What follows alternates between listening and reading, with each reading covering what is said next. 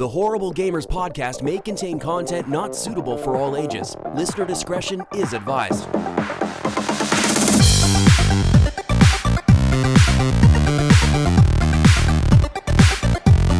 Welcome to the Horrible Gamers podcast, episode number 362. It is July 26th, 2021. What's happening, guys? Welcome to the show. Welcome, everyone. Today, we have a special guest on the show today, Ryan. What's happening, Ryan? How you doing, bud? What's going on, everybody? Another episode of Horrible Gamers. Let's do this. Yeah, bringing it back. And Jesus couldn't make it tonight, guys. I don't know what he's doing. He's working on cars. He's a Polkaroo. He's a Polkaroo. He's doing the Polkaroo thing. He claims to be a certified mechanic working on cars. I don't think that's true. What about? I think you're the certified mechanic over here, Mayo. Welcome, Mayo. Hey, Gunny, what's up? Yeah, I'm over playing mechanic myself a lot this week, last couple weeks. Man, it seemed like we're all just like doing some hard labor. I was out cutting down trees yesterday, drilling holes in stumps and pouring poison down to get the stumps out, chopping them down with an axe and a sledgehammer. That doesn't sound very California-like to me. No, man, you gotta cut down these trees. Like, look, here's what it is, guys. This whole Western Hemisphere we're in a drought. We can't have trees because they catch fire, right? And what happens when you catch fire? It's bad. Okay, but why don't you guys like cut the trees down and sell them? I mean, don't we have like a wood shortage or something like that right now? Yeah, seriously. Lumber shortage? I don't know. Is that true? It's like I think there's an everything shortage. Like $90 for a toothpick anymore. I mean, we should be sending all that lumber out your way so you guys can build more homes for us to live in. When all this shit dries up out here, we can all move over to the East Coast. Be out in your Ohios and your Indianas. Good stuff, guys.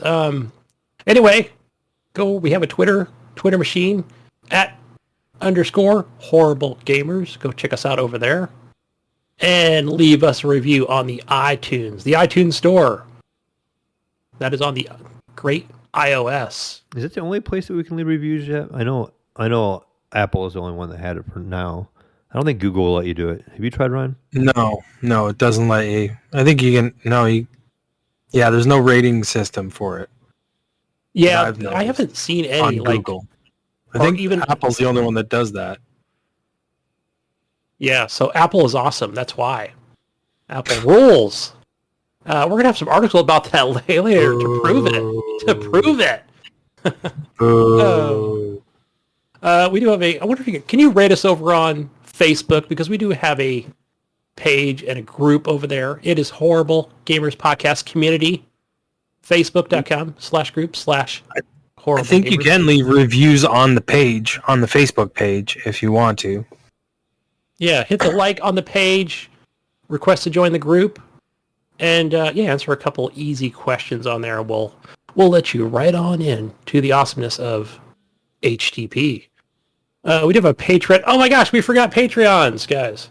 Totally forgot about that because Jesus holds the keys and the lock to that. But I will say thank you to all the Patreons. Thank you, guys. Appreciate it. Sorry we couldn't read off every name on here because we don't have the list. We also have a merchandise, guys. Redbubble. Redbubble.com. So if you guys are looking for any kind of merch, like shirts, mugs, like a rock, you can get an acrylic block. Oh, a Put block. a rock on top of it. But can I get a sock? You can. You can get a sock. Well, it'll come with two. It's a pair. Yeah, well, yeah, and socks, yeah. Sure. All that good stuff, guys. Just go over to All Redbubble, search for Horrible Gamers, and a lot of our stuff will pop up in there. No hoodies right now. Just get like a good water bottle. No Keep it cool in the hoodies. summer. Unless you live in Iceland or Greenland, maybe it's winter over there. I know over in Europe, over there in Vetterholics part of the town, it's probably like winter over there because it's been raining a lot. Or if you're in China, he needs a hood. Hoodies are always good for those cold nights too. there you go. Happens. But anyway, I'd like to thank the whoever did our music, whoever's doing our music for this episode. Do you know who that is, Mayo? No. Since you guys take care of because we just the changed music. it up not too long ago. I always forget. But either way, thanks Ricky and McMod and everyone else who provides us with some great music, intro and outro. Anyway, guys, let's get to some video games. I know we played them. I played some. I was, I guess I'll just start off with kind of what I've been playing. I'm just going to bring it out there. Death's Door, Ryan. I've also. I know been you picked this up since we console shared, and I was like, oh, great. Yeah. First thing I did was I was at the house this weekend. I went and did just a overnight trip, and I was like, oh, I'm going to download Death's Door. But then I realized I brought up the 1X. I don't console share on that device. I was like, oh, crap. So Oh yeah. I was like, oh no, like, why is it not? What? Why is it saying I can't? I have to buy this. Yeah. Okay. He just said he Damn bought it. it. Maybe he didn't buy it. But then I realized, yeah. No, I did. But I did. I've been playing that. Yeah, because I console share with your S, right? Correct. Yeah. Yeah. So I played. I'm about 2.5 hours in. Well, that's what it shows on here. But I know I'm a little bit past the part where you're at, and this is something that we were kind of discussing off the air. Yeah. Which was that it's kind of that second boss battle, which is that giant castle that you fight, which is really cool visually. I was like, oh, That's neat. The And game's a lot of fun, man. Like it's cool. Like I'm having some. I don't know if maybe I'm just not in the mood to play right now. You know what I mean? Like that could be a possibility for me at the moment, but I'm just having a tough time with it. But it must just be me. It's not clicking with me at the moment, but I think it will eventually because I am enjoying the game. I just feel like I'm having a bit of a struggle with it. yeah, but- I can tell you this is definitely. Yeah, I think you're really. I think you made a great purchase because I think you're going to like it more than I do. Only Yeah. because It's my kind of game. That's why I don't know why I'm struggling with it right now. It's like I like these kinds of games, but fuck. It's just not happening. It's not clicking with me right now. But yeah, so I know it will. I know it will eventually. Yeah, so Yeah. just kind of describe. So the first thing, yes, we're playing this on Xbox, both using controllers. Yeah. I'm playing on the X. You were It's playing not- on the Series X. It's not on PC, is it? Actually, like it on is. on Xbox PC? I picked it up on Steam. Okay, it's on Steam. So Yeah, I but do it's own not it on like Steam, and I'm playing it on the Steam machine over here.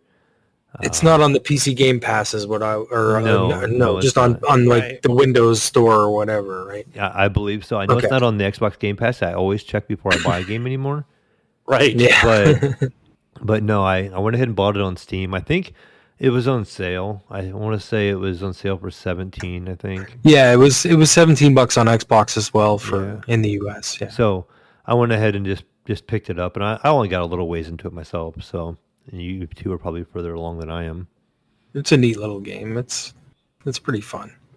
Yeah, so this is, how would you describe this? Isometric, a dungeon crawler. Some might call it a Zelda dungeon crawler, which I've seen on a couple visual reviews, which I haven't watched any yet. I was like, no, I'm just gonna go dive right into this game.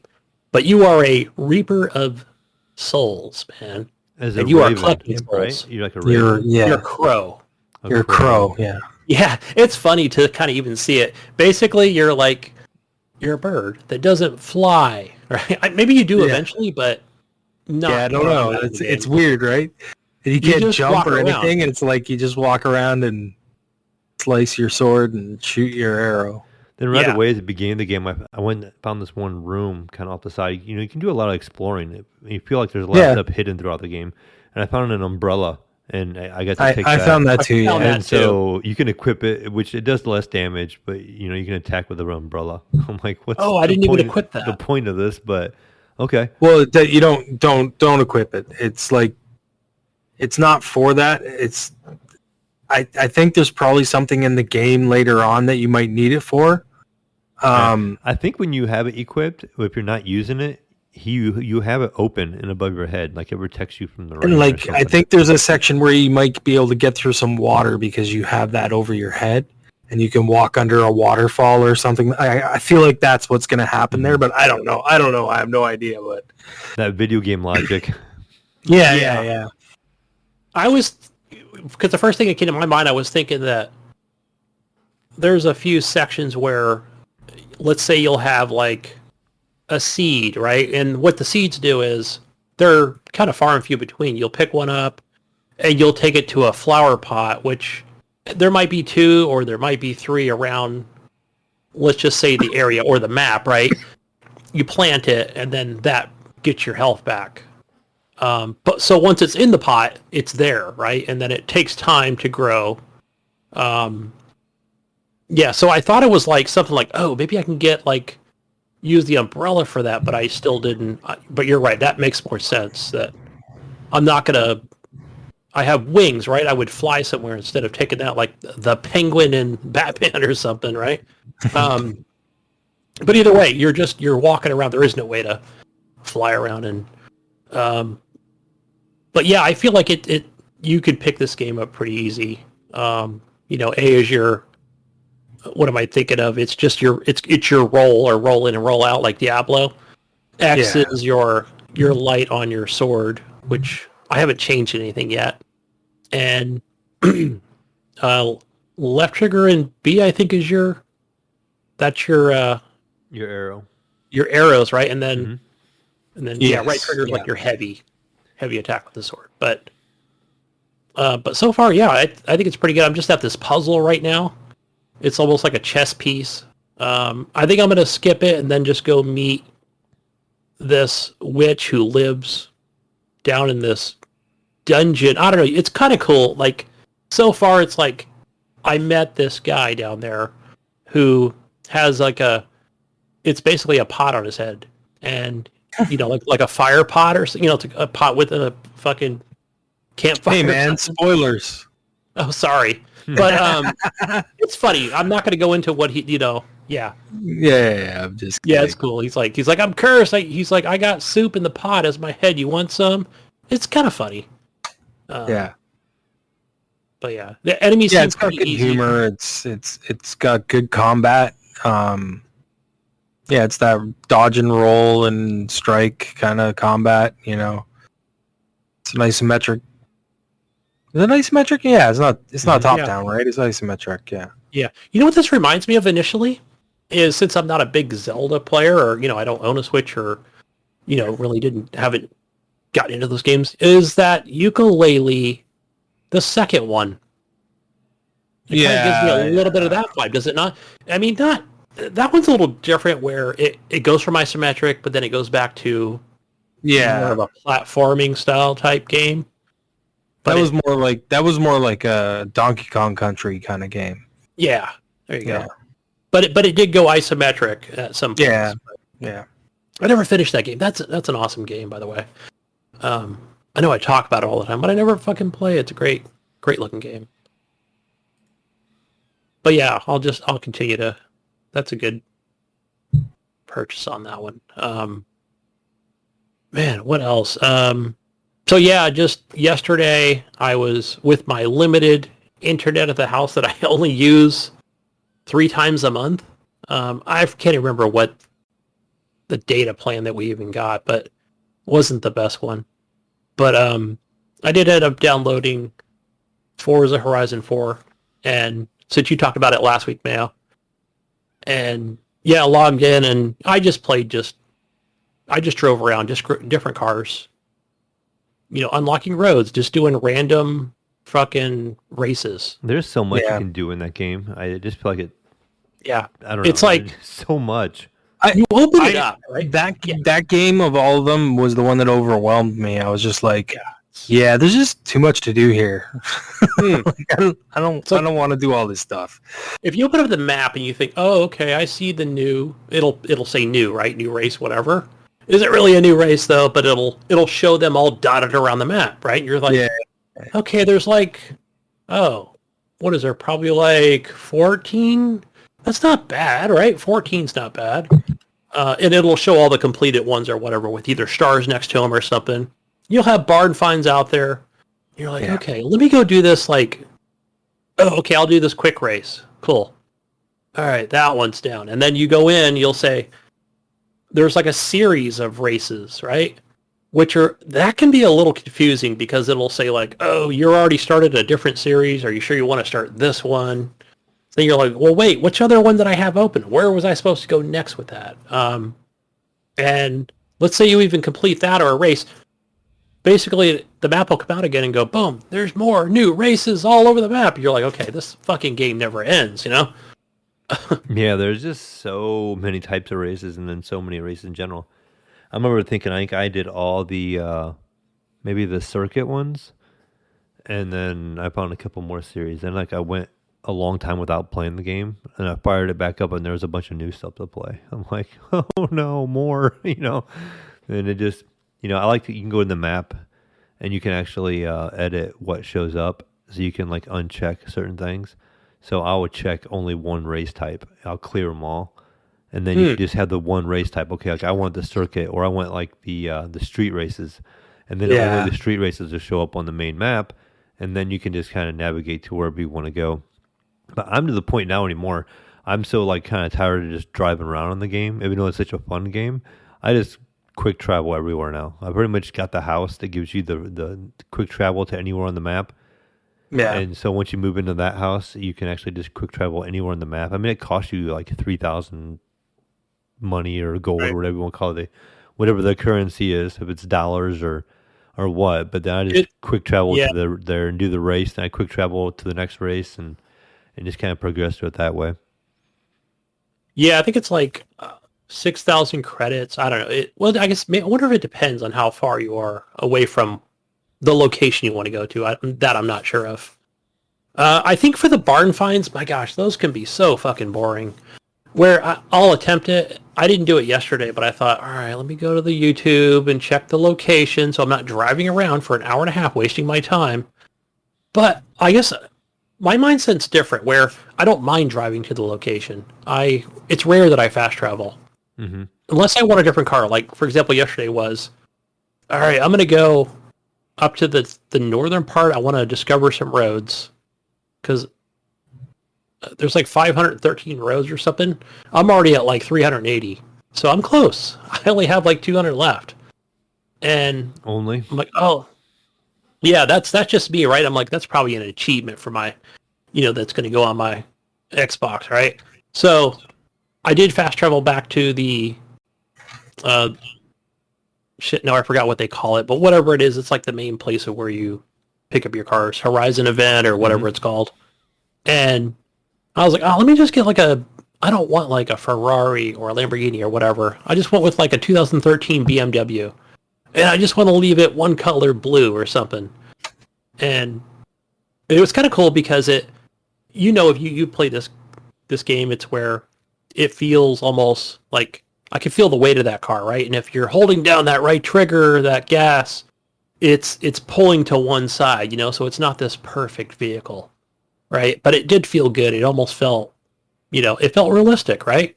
And it made me wonder too about, man, do we really need a Forza Horizon 8 so fast? Probably not, right?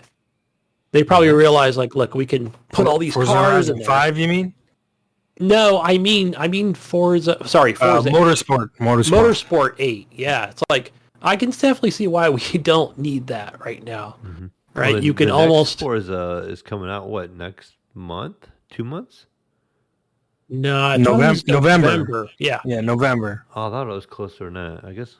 No, because that's what I was saying last time I was on about it. It was in November, and I thought Halo would launch in September. But I'm surprised they haven't said anything about that yet. Right, me neither. I don't know. I almost wanted to put in either Discord or Facebook, like, haha, it's never coming out, or it's not coming out till next year, delayed, right? No. I don't think it'll get delayed. I just think they just don't know where they want to put it yet. And they've kind of put themselves in a conundrum with launching Forza at the same time. So, I don't know. It's probably going to be holidays, so it doesn't matter either way. They'll both sell, I'm sure.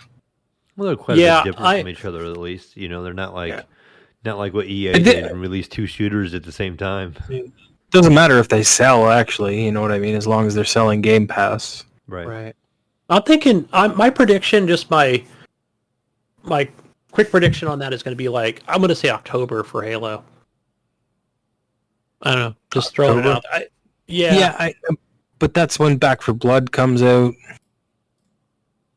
I don't know. Yeah, but that's more. Isn't that third party? I don't know. I'm just thinking. Yeah, no, it's third party, but they still like big games launching against a bigger game or a big game that's in your genre. You know what I mean? It's a shooter. Yeah, that must be a lot for Microsoft. I don't know. I guess Halo could probably launch against Back for Blood. I don't know. Yeah, that's got to be tough for Microsoft, especially when it comes around to the holidays, where you might say like, "Oh, you know what? Thanks, Uncle Phil. Man, we're going into Game Pass. Wait, why is your fucking Halo game going in there next to ours, man? This ain't cool. We're not making money, you know." We'll see. Well, yeah, I guess maybe they wouldn't because of. It goes by like downloads, right? Isn't that what we talked about before? Was downloads? Right? Yeah, I think I've heard that other places too. So it's I don't know. It's weird. So September, I think it makes sense, but like it's like weird for Halo to launch in September, right? It would make more sense for Forza to launch in September and Halo to launch in November, but they kind of screwed that. Yeah, I think I said that last time I was on too. Like, I think they were trying to push for that. You know what I mean? Like to get Forza in September, and it didn't work out. So it kind of screwed them for Halo. But yeah, I think for any kind of AAA title, it's people still buy discs, right?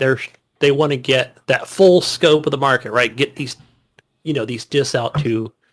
Retailers, especially for Christmas, right? Like people don't like giving digital codes for gifts, so you know what I mean. Like people give gifts, they buy the disc version, right?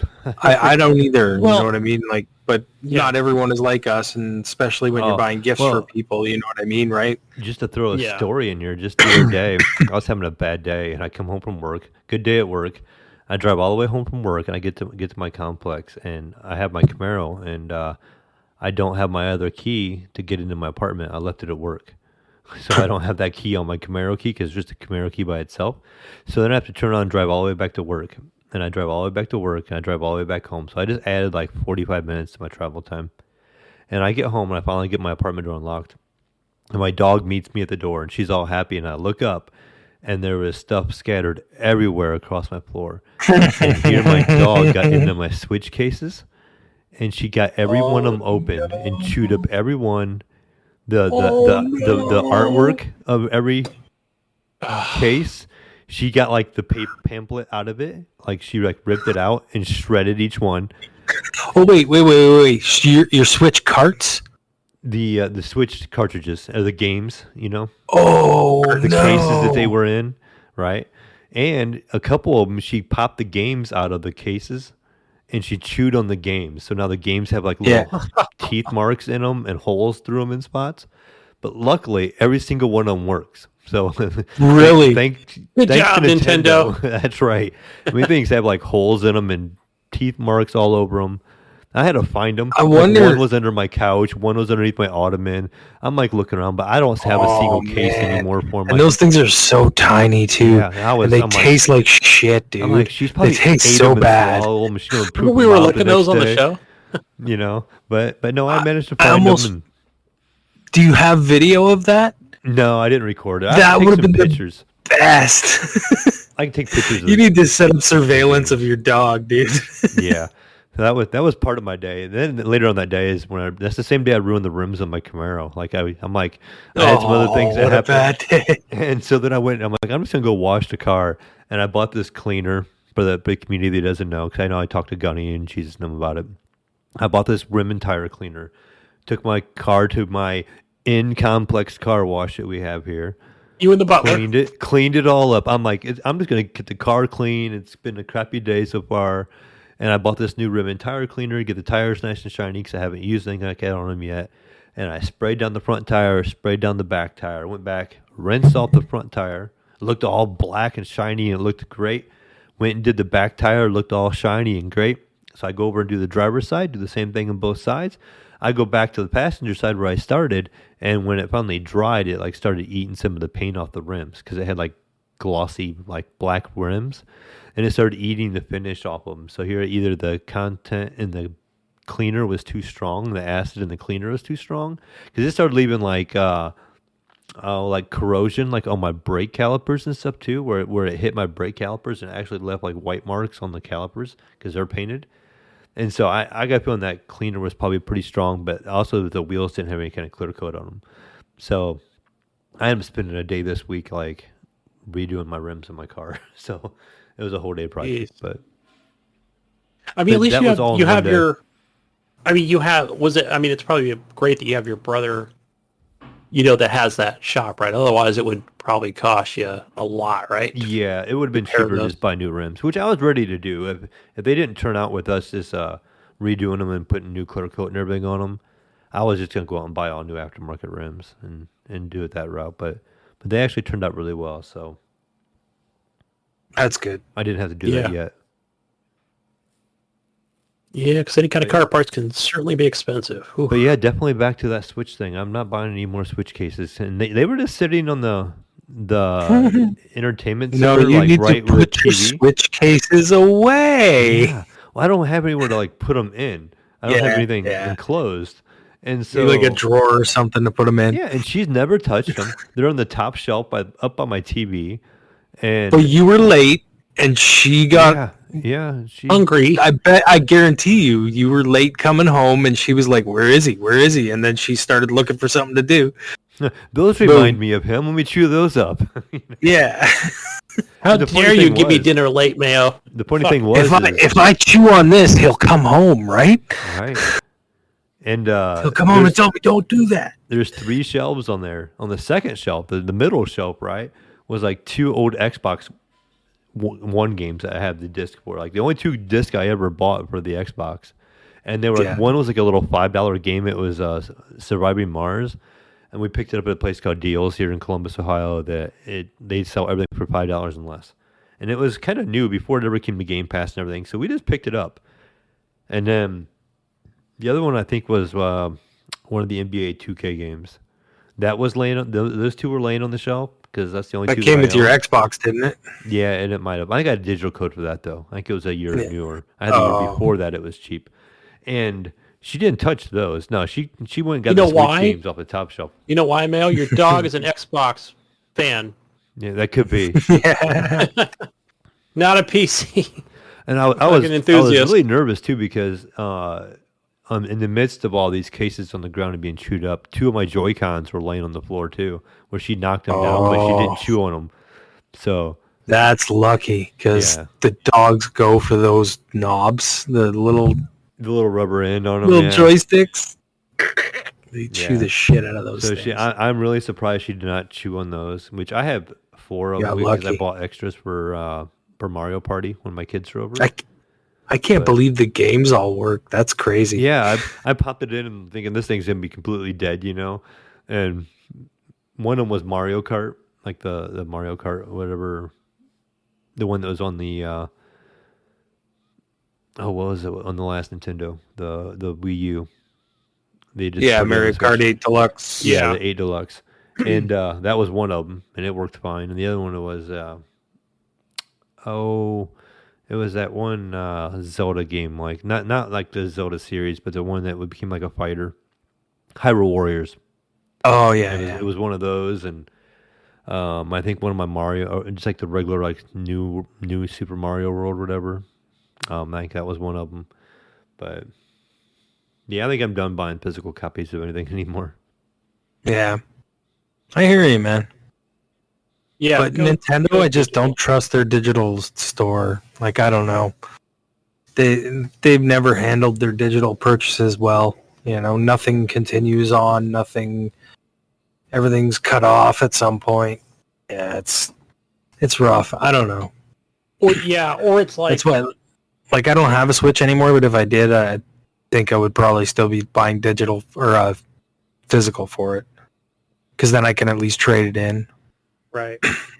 when I'm done with it. But I know it's gonna. yeah, that's just me. Yeah. We hijacked Same you here. over here. What else you been playing? Like Xbox, I'm completely digital. You know. Yeah, I think when Wingman from This Xbox Life announced, hey, so when the Xbox One comes out, every big, like we all heard the news, everything's going to be available day one, right? And it has. Like, there hasn't been any games that haven't been digital day one. So that's where I decided. I'm like, all right, I'm going to keep whatever, storage box of 360 games I have and keep a 360 laying around if I ever get nostalgic, which I do sometimes. You don't even need to do that anymore, really. Like, you can always throw them in the Xbox One or the Series, and it still works. Need for Speed Need for Speed Crash is what you probably see me playing, randomly or something. You say Need for Speed Crash. What are you talking about? Are you talking about Burnout Crash? Burnout Crash. Thank you. Burnout Crash. Okay. Need for Speed. You said that last week too, I think, and I was like, Need for Speed Crash? What is he talking about? I knew when I said it, I was like, that doesn't sound right. I also got Burnout fucking Paradise? Something else, too, that's not backwards compatible. And, boy, that game does not look good in 1080p. The last gen system, it almost reminds me of it. It's almost as bad as Forza 2, but... Yeah, but dude, you gotta remember, too, like, some of those games will get like FPS boosts and stuff like that, so it'll like some of them run better on the Series X or S in comparison to like how they used to run. Yeah, it's pretty crazy. It is. No, so that's one thing I haven't tested. So I wouldn't say the only games that I'm playing on Xbox 360, but those are the main ones, the ones that are not backwards compatible. Yeah. I should go in and test it and just take a game, go play it, maybe, I don't know, whether it's first party or third party, because not every game was digital at the time. But I do have discs, and I should just do a comparison to kind of see how it plays out on the Xbox Series S. Let's see, what else have I been playing? The only thing I've been playing really is just random shit on Xbox. Nothing significant, but... a little more of that Project Zomboid. I don't know. Is that on Xbox? Because I've been playing it on Steam. I don't think so. I know I've never heard of it, but... It's controller compatible, but I've just been playing mouse and keyboard. Yeah. Yeah, and that's just been on Steam. So... yeah, I think that's pretty much it. Let's see, anything on the Epic Store? No. Oh, GTA 5. I did download that today. I was supposed to play with Leahy, but ended up falling asleep. But yeah, I checked some settings on it. GTA 5. It was free a while back. You got that for free. On Epic, right? Yeah. So I noticed I don't even own it on Xbox One. I thought I did. I think I had the disc is what it was. No, it was on Game Pass for a while. Oh, okay. That's how I played it. Thank you. Forgot everything's on there. It's not anymore, but it was for a little while. Yeah, Rockstar needs to re-up their license, just like they do with Red Dead. Yeah. Get the GTA 5 on there. But that's all I played. Who's next? What'd you guys play? I can jump in real quick just to kind of piggyback off your Death's Door. I did play that as well. Not a whole lot, but I feel like everything I played this week was very art style like related. Death's Door has a neat art style to it. Everything kind of starts off in black and white, and your sword is the only thing that's red. It kind of shows up, and the lights, because it shows you them dropping you off in like a taxi or something that has like the headlights that kind of show up, but just a very neat atmosphere. Like it's like a calm music kind of, it's nothing. Yeah. It's very casual kind of feeling, and you're kind of going through. And I did feel like I said I'm not nearly as far as you guys, but I keep feeling like I'm just wandering in that top-down view. Like after I went and read to my first soul, you fight that big octopus lady. Not really a spoiler because it's like the first person you fight. And after that, you just kind of end up in this other door, and you're just like wandering around exploring, I think. And you come to a pathway, and you gotta choose, left or right or straight on. And I'll go, and I'll maybe get to a dead end, and I'll turn around, and I'll come back, and I feel like I'll end up coming back there again at some point. And then I'll take a different path, and just trying to just work my way through it. I just feel not 100% sure where I'm going all the time, and maybe that will clear up later on in the game, but the little bit that I played, I just felt like it was kind of like not real clear on what you should be doing exactly. I found this one door and I activated it, and I went in there and I talked to the guy, and he's like, hey, you can upgrade your character. And I didn't have enough souls at that point in time. I found it pretty early. I think it was 400 and I had 300. Yeah, it is 400. And so I go back in the door, and I went and I found some more enemies. I killed some more enemies. I never went back to that door. I never, I just kept going and just kind of kept collecting stuff and just fighting regular kind of trash enemies, and just kind of exploring. And you start finding the areas with the ladders, and then you climb up a ladder. You're okay. Now you're higher up on this platform, and now I'm going this way. And so I never have come across another door yet. So I'm kind of still in that same realm, and just kind of. You'll keep unlocking new areas. Like as you go through, you'll find switches that'll unlock areas, and then you'll keep going, and find the second boss. I gotcha. So you just so that area you're in, Mayo. So where the area you're talking about, I can't think of the name of it, but it's kind of big, and I kept going around to the left, and I was like, okay, I have my bearings now. I know where I'm at. Okay, I have to go back all the way around again and figure out where I need to go next, because, I'm not used to playing some, games in this genre either. So, I talked to the and then you'll be guy. right where Ryan is, where you fight this castle, this giant castle, which is cool. It's like a cool boss battle. I think I'm going to enjoy the game. It seems like it's going to be a lot of fun.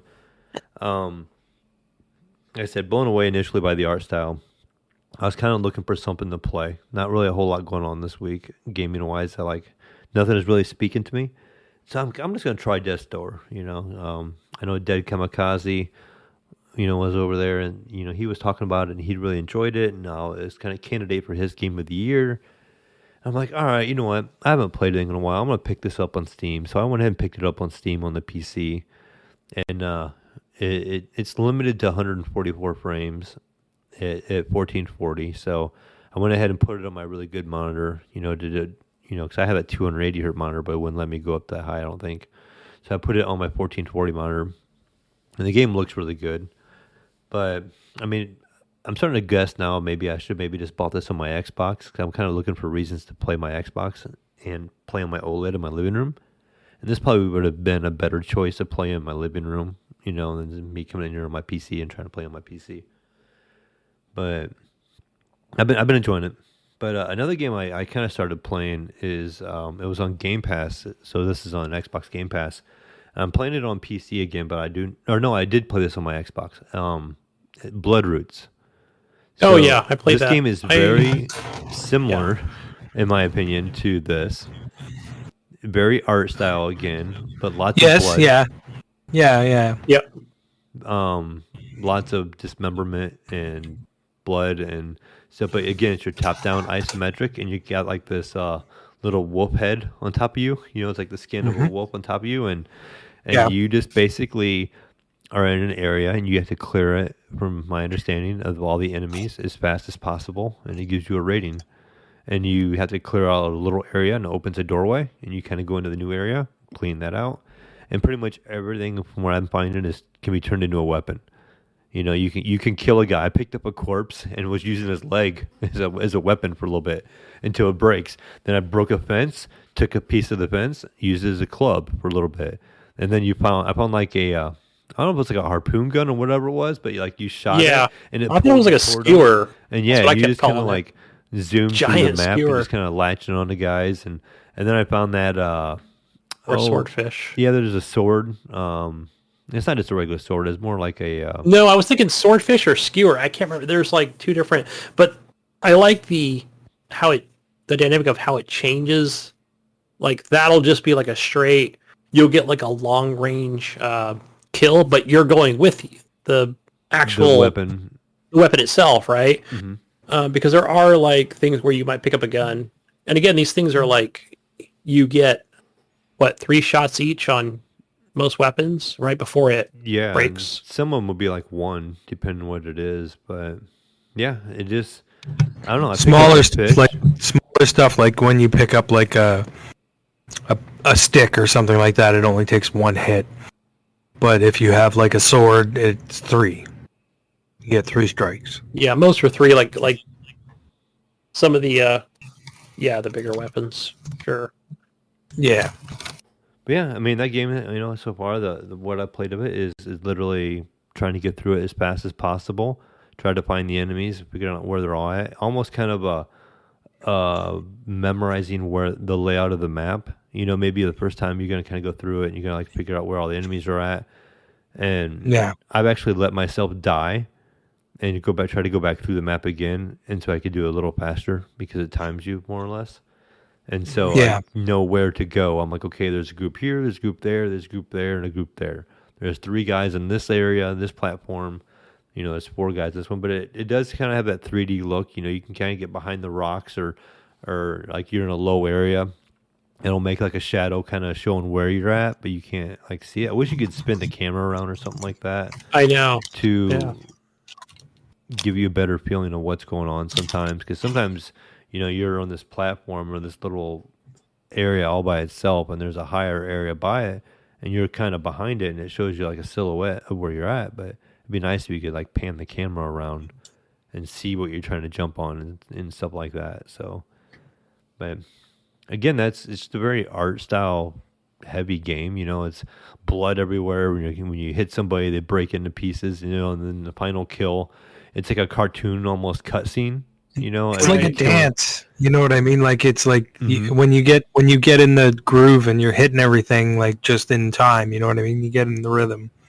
Yeah. That part of it. It was a fun game. Yeah. Yeah, that you just said where there was that one level where there's like a whole bunch of the barrels, right? Because they have the those staffs that come out like kind of like you're in an ancient tomb, but you're not. So you can't obviously walk over to them; you'll just instantly die. So, but you can take the barrels and run on the barrels. And there was one level where I don't know how I did it, but I just did it, and I was like, oh, fuck. I fucking went from barrel to barrel to barrel, and boom, boom, boom, boom, fucking picked up an axe, fucking threw the axe, and completed. I was like, holy shit, that felt really good. It's like the wheeled wagon. You can jump on the wheeled wagon, and it'll roll across the map and like smash into a guy too, and you see that. And then I can't remember if that's the one where the wheels come off and you can pick up the wheels and you can throw the wheel at somebody too. So it's like you jump on the wagon, you slide across the map, hit the guy, wheels come off, grab the wheel, toss that wheel across the map, hit this other guy, and he drops something, and then you take that item and turn it into a weapon, and you just keep working your way through. Yeah, it's a lot of fun when you get in the groove too, and you finally figure it out and you get the timing right. And it can get a little frustrating at times, though. I would say it's visually and the same angle kind of as Death's Door. Did you guys get to the point where you're it's like a boss thing where you're chasing him down and you have to go through and you fight all the enemies he's dropping, and then there's guys with guns. I don't know, it was really hard. I'm right there. So I pretty much chopped all the trees down that landed on the house. That's where I'm at. So the house got destroyed, and then that guy that keeps like he'll write you a letter. It's another one of those quirky games where it's got that funny writing to it, right? Yeah. Where he's like, "Hey, asshole," or something, right? Like, "Glad you killed all my guys. Good job on that, dickhead," or something. I look forward to you chopping your head off or something. But yeah. So yeah, but I think I'm going to meet him now, the boss, but I haven't done it yet. That's where I'm at. Yeah. I'm kind of stuck there at the moment. I know. I can't remember if it was Vaderhawk. Somebody from, I know it's one of our guys over from the East said they had finished it. I can't remember who it was on Facebook. So Yeah, I remember someone posting that. I can't remember who it was either. But it seems like Yeah, but that's game. available on, as far as I know, it's available on Game Pass on both the console and PC. It PC is as available well. on both. Yeah, I looked on my PC today. So, and then the last game we played again, another very like visual art style kind of game, not top down like the other two or isometric, but it's like a side view. It's like a 3D side view game. It's called Planet Alpha, and I think that's on the Games with Gold. Games of Gold. Yeah, I just moved it over to one of my other hard drives since it's not a X and S enhanced game. So, and it's I didn't play it. I don't know. I only played a little bit at the beginning. It's really a pretty game. For something I never heard of before. It almost has that Ori and the Blind Forest prettiness to it. Like it's graphically pleasing. This is on Game Pass, or like I said, maybe Xbox Live with Gold. I got it on there for free. Yeah, I just downloaded it and I started playing it, but it's just like a side scroller with that 3D mechanic. So you're walking along and you're just on this random planet, and it's just bright colors everywhere and like just plants everywhere, and you're kind of walking through, and the game's all quiet, and your character's just walking with his head down like you crashed on this planet, and you have a space suit on, but you're not human looking completely, and you're walking, and your character doesn't really speak or nothing, and you'll come across this ledge you can't reach. Well, you'll find this one rock that you can grab, and you can drag it over this. You can climb up on that rock, and then you can jump up on that ledge. And so progressing through the maps on this game, it basically is literally just solving the little puzzles on how to get through them. So you'll continue to walk, and next thing you know, the rocks fall up underneath you, and your character falls down, and you fall down in this cave, and you're progressing through this cave, and you find your way out of it eventually. But everything is real pretty, looks real nice. Kind of also gives me that feel of a game on Steam I used to play quite a bit. Name's gonna elude me now.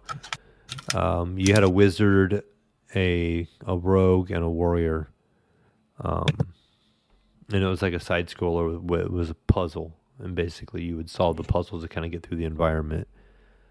But is it worth? Do you think I should go ahead and play it? Yeah, I think you would like it actually. It's really neat visually, and you could probably play it on your Series S over there and put it on your OLED, and it'll look really good. Like I was playing it on my Xbox One X and on the OLED, and again, it looked amazing graphically. I would put it right up there with Ori and the Blind Forest and how it looks. So, play style wasn't as fast. It wasn't. You didn't really have an attack or nothing like that yet that I've come across. It's just all, how do I get to this ledge? I got to move this rock over here so I can jump under this. It's more of a puzzle platformer than and combat focused. The one time there's this big ledge and you're walking across this rock formation and it starts to crumble, and so I jump. Wait, what was the game called again? Planet Alpha. Alpha. And you jump off of it, and I couldn't make the jump.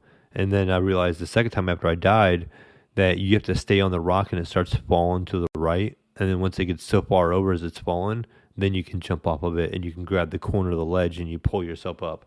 And there's other parts where there's vegetation, so it's kind of vegetation is off the side of the rock and you can climb it. So your character grabs it and you work your way up.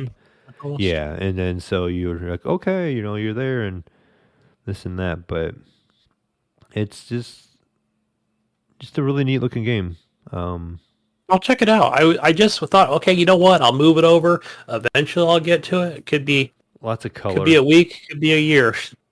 But lots of purples and dark colors and bright colors in the backgrounds and stuff, and it just, it was easy in the eyes to see. So, with just so many games out there, that you think, oh, well, that's just another game to give away that nobody's talking about or something, but there's a million freaking games out there. Yeah. That does look like neat. Ori right there. Yeah. So check it out if you guys like Ori and just wanted to show off your OLED TVs or see how good a game can look in bright colors and stuff like that. And check it out. And it should be, if you have Game Pass Ultimate, you can claim them games with gold, and it's in that group. And I think that's where I picked it up. Yeah, that's what I recommend It's there this every month? week. It's here this month? Yes. Yes, yeah, it's still available till the end of the month. Cool.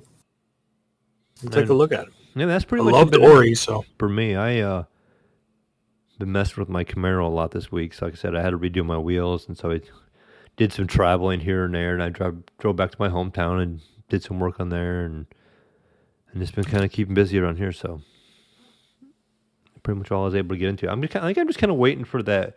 Is it called Ascend or Ascent coming out later on this week? Tomorrow? That is, Yeah. I I'm know, I looking keep forward to looking that at game. That one's coming on the 29th of this month. Okay, 3 days Yeah. from now. Yeah. So that's the next one I'm waiting on. So the games right now out. I don't know. To me, there's nothing really saying play me. You know, so Yeah. I found myself Kind this of week been- trying to find myself something to play and trying to get myself in the mood to play it. I'm like, what do I want to play There's today? been a lot of low-budget indie games coming out, Mhm. and that's about it. We and need now- we need some big heavy hitters. I know it's summer, but we need some. Stuff's going to start. Yeah, I know. Once we start to get in the holidays and starts getting a little cooler and start getting into fall, it seems like that stuff starts picking up. But Gunny, we need to make a game and release it during the summer because that seems to be such a law, of games in the summer. Yeah. It seems like. That is true. Like, I think if you hit it right, like right at June would be, I feel like that's a good time to release a game. Like for indie developers, probably. Like us, we'll be the indie developers. I think June is a good time for people to release a game aimed at kids because they're all out of school and they got nothing to do. They're going to start playing video games. If you're aiming at a larger audience, then I would say you're aiming holidays. Right. Yeah. Did you check out the Xbox sale, Ryan? I don't know if you've looked at any of the games on there. I was looking on. Yeah, I looked through it. And I nothing know really. it's like we own everything, or Yeah. it's already on Game Pass. I'm like, fuck. There's Yep. not much really out there It's that we the don't. guy who just wants to have. buy something. He's over here all depressed that he can't buy something. Like, oh man, Well, I no, can't buy we were talking anything. about buying Bio. I thought you were going to get Scarlet Nexus. So, well, it's still $59. And I was like, do I really want to pay $59 for it? Still full price. Yeah. The Scarlet Nexus and Biomutant was like $5 off or something. It was like 53, and I was like, Yeah.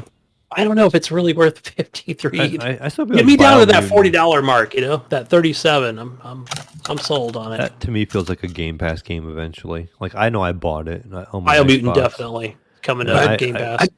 I almost don't put money on understand it. why you bought Prototype 2. Oh, because that game.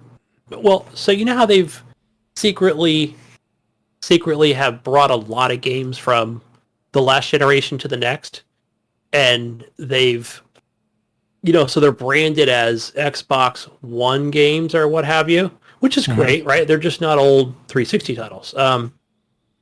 But that game's always $40 every time I've kind of looked at it. No, I played it way back in the day. And I always really enjoyed it. And I don't know what happened, whether I lost the It's fun. disc or... Yeah, it's a blast. I watch Back in the YouTube day. videos every so often. I'm like, why not? Oh, let me go buy this game, right? Maybe I'll buy it on Steam or something. It's probably $5 on there. But no, it's always $40 for this game that's like 10 years old. Yeah. It's like what's a freaking alien game? What am I thinking of? No, the Ants game. God, there's a whole bunch of the series. I was looking at it today on PS4. The Earth Defense Force? Earth Defense Force. Thank you. And those games are always $50 to $80. That's just their. Yeah, that new one that came out. I was talking about it last time when I was on the World Brothers. It was $80. I'm like, this is insane. It wasn't even World Brothers. I'm on the PS4 Pro today, and I'm looking. I'm like, okay, they got their summer sale. It wasn't even World Brothers. It was another title, but still, they wouldn't sell it for less than like freaking $50 or whatever. I don't know, whatever. It was like and then it was saying how, it may not be compatible because some things might be on a PS5. It was really confusing. I was like, you know what? I'm good. Thank you. Just I don't know. Yeah, someone's got to get that together. Yeah, it was so convoluted and messed up that I was like, well, why would I purchase this if I'm missing content? But thanks for the disclaimer anyway. Yeah. But anyway, where was I? Oh yeah, Prototype 2. Yeah. No, I'm going to play it. It's something I've been having a hankering for. I've been wanting to get back into. Really? Okay. Yeah, I had that disc one time and I never bought it digitally. I always wanted to own it. I always wanted to play it. Kind of like a Dragon's Dogma to me. Maybe not. Maybe that high for me, but man, that game was so good. I never liked Dragon's Dogma. I couldn't get into that game. That game grabbed me so much. Yeah. I know a couple of my friends, same thing. They love that game, and I was like, I just don't get it. It's sword and board, right? Or it's magic. It's like ESO offline. That's how I look at it. But old school. Gunny and his sword and board.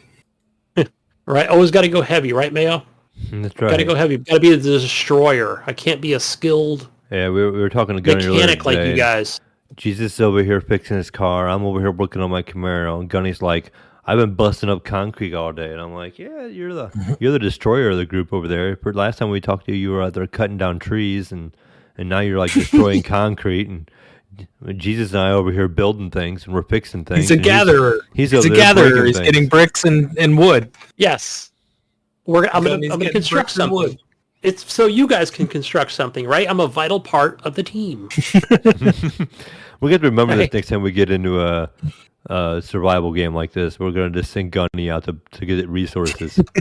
You know what? Leahy was right, because he was talking about that game that's coming out on, not the Forest. What the hell's that new MMO coming out? New World? New World. Yeah. And I was like, first thing I did was go to Twitch and check it out. I know I've seen it before, but now it's like in another, I saw it in alpha. But yeah, the guy's like cutting down trees for like 45 minutes. I was like, okay, that's me. That's what I'll be doing. Chopping down trees and gathering stones. Bring it back so somebody can build something and go fight more enemies. But yeah, what'd you play, Ryan? Anything else besides? Well, you guys took all my games. Oh yeah. I played Death's Door, Bloodroot. A very small amount of what is that game called? Atomicrops or whatever? Or Atomicrops? Yeah. Yeah, Mail gave me a code for Steam for review, and I never played it on there. Yeah. It was kind of interesting. You basically plant crops and they grow, and then at night you got to protect them. Because the radioactive animals and stuff will come and get it, and you got to fend them off. It was kind of fun. I don't know. It's on Game Pass, so you can check it out if you want. It's Devolver, right? Yeah. It was just something I was like, it's kind of like Stardew Valley with like every night, the stuff comes to get you, kind of. So at night, everything attacks, and you got to protect your crops. You protect your crops, and then the next day you can go out and gather again until night. And then at night they come in again, and you got to go back to your place. And yeah, so you're like out gathering, and then you can craft stuff, get new blah blah blah. Was there like a setup during the day? Like you get a timer, or do you know? I don't remember. I played it a little while ago. I'm very little. Like I didn't play much of it. But it was kind of fun. I mean, it was fun, a fun little thing that I might drop back in every once in a while. You know what I mean? The game I've actually been playing the most, weirdly enough, just because I've been in the mood for like more of a story-driven thing, was Yakuza Like a Dragon, and that game's weird, dude. It's like... No, is that the one you purchased or was out on Game Pass? That's a Game It's Pass. on Game Pass now. I did buy it, though. I bought it a while ago. And now it's on Game Pass, so... Yay for me. Yeah, right. I think a lot of the games I bought were on Game Pass now. I'm like, oh, great. Yeah, so... Oh, well. But yeah, that game's it's interesting. I mean, it's not like Yakuza. Like if you've ever been afraid of, hey, I don't like these street fights and stuff like that. You know what I mean? Like that's the way the street brawlers or whatever, right? Right. And it's more of a JRPG. It's like you're still doing street brawls, but you're like doing it in like a JRPG fashion where you're like picking your moves and stuff like that. It's turn-based, shit happening. But it's an interesting story and it's fun. I don't know. I've been enjoying it. Yakuza Like a Dragon, man. But it's not new. But we already talked about Death's Door and Blood Roots. I also played those games and enjoyed both of those immensely. So, yeah, that's pretty much it for me. Good deal. What's the do you have any plans to play that? Is it Dungeons and Dragons? I forgot the full title Dark of it. Alliance? No. Dark Alliance. Yeah, I've heard nothing but things. Yeah, I just hear terrible things and terrible things and terrible things and terrible things. And I'm like, and I looked forward to it because it looked good, and I was like, yeah, maybe this will be good. And I thought, hey, I'll just play it by myself. And no, you can't do that. Oh, look who's here. Polkaroo himself. Look who shows up. Oh, hey guys. Hey, did you install the fan upside down? You certified? Hey. No, Maniac? I'm Did you fix your certified. car? I'm fucking certified here. I'm a fucking tech, bro. Okay. Heck! Whoa, we went from Fucking certified to technician. certified. Tech. Certified technician. All your car needs, I can solve. Call Jesus. Call me. He's got like a little bowl of bolts. Right? Where do these go? No, actually, the last few days I've been dealing with this problem with my car overheating, and I did everything. I went through all the steps, dude. I figured it wasn't the water pump because that was replaced back in March, so that's pretty new. And I was like, it couldn't be that, like going out that quickly. Nah. So then, went through all the steps and I got it figured out today. Got a new fan, so it works. It works now. Yeah. So it was just the fan wasn't running? Yeah, the fan wasn't running when I was idling, so it would just shoot up, at a red light or whatever, That shit would just fucking skyrocket, dude. Man. I just told him to drive it faster sucked. when he was driving so it would stay cool while he was sitting still. That's not a bad idea. I mean, that's kind of what I did when I was driving. Right? Yeah, anyways, what are we Just hope talking it's about? not a hot day. We were just going Well, to talk about what Jesus is playing this week. Yeah, we Yeah, just Ryan finished was what we were just playing, finishing so up what have you his- been playing, Jesus? It's been really Xbox. hot. It's been really hot, Ryan, here too. That's why I said, I was like, God damn it, man! Like what a week to start overheating, you piece of shit! Like it's fucking like 90 degrees every day this week. It's like fuck. That's probably what the car is saying. It's saying Yeah, it's too damn hot. Yeah, it's like Fuck God, this, fuck Jesus. You, Give me a new fan. fuck you, Jesus. I'm gonna leave you on the side of the road, motherfucker. I think I said that Anyways, earlier on the show. This week I haven't really played a whole bunch. Like I said, I've been dealing a lot with my car and shit, just dealing with all that. Haven't really been playing much. I did jump in and played some more Mass Effect 2. So now I've completed a lot of the loyalty missions in Mass Effect 2. So I've done Miranda's, I've done Tally's, which I completely have forgot about the way Tally's turned out. I did I think I did the Justicar one. I did Jax, the bald chick, and I recently the one that I just did the other day, which was a pretty cool one. It's kind of like a sad one. Was what the fuck is the dude's name? The lizard guy. What's his name? Zed. No. Zaid is the mercenary. I did his too. Yeah. Frig, what is his name? Lizard guy. Lizard guy. Mass Effect. I forget I just his played name. it too, Jesus. I Yeah. just played it too. I played through all three of them. Dude, that game's incredible. He's I think his name is Thane. Yeah, it's Thing. Krios. Krios? Yes. Krios. Thane. Yeah. And he has his son or whatever. His son's trying to become an assassin like him, and you got to stop him from committing the assassination or whatever.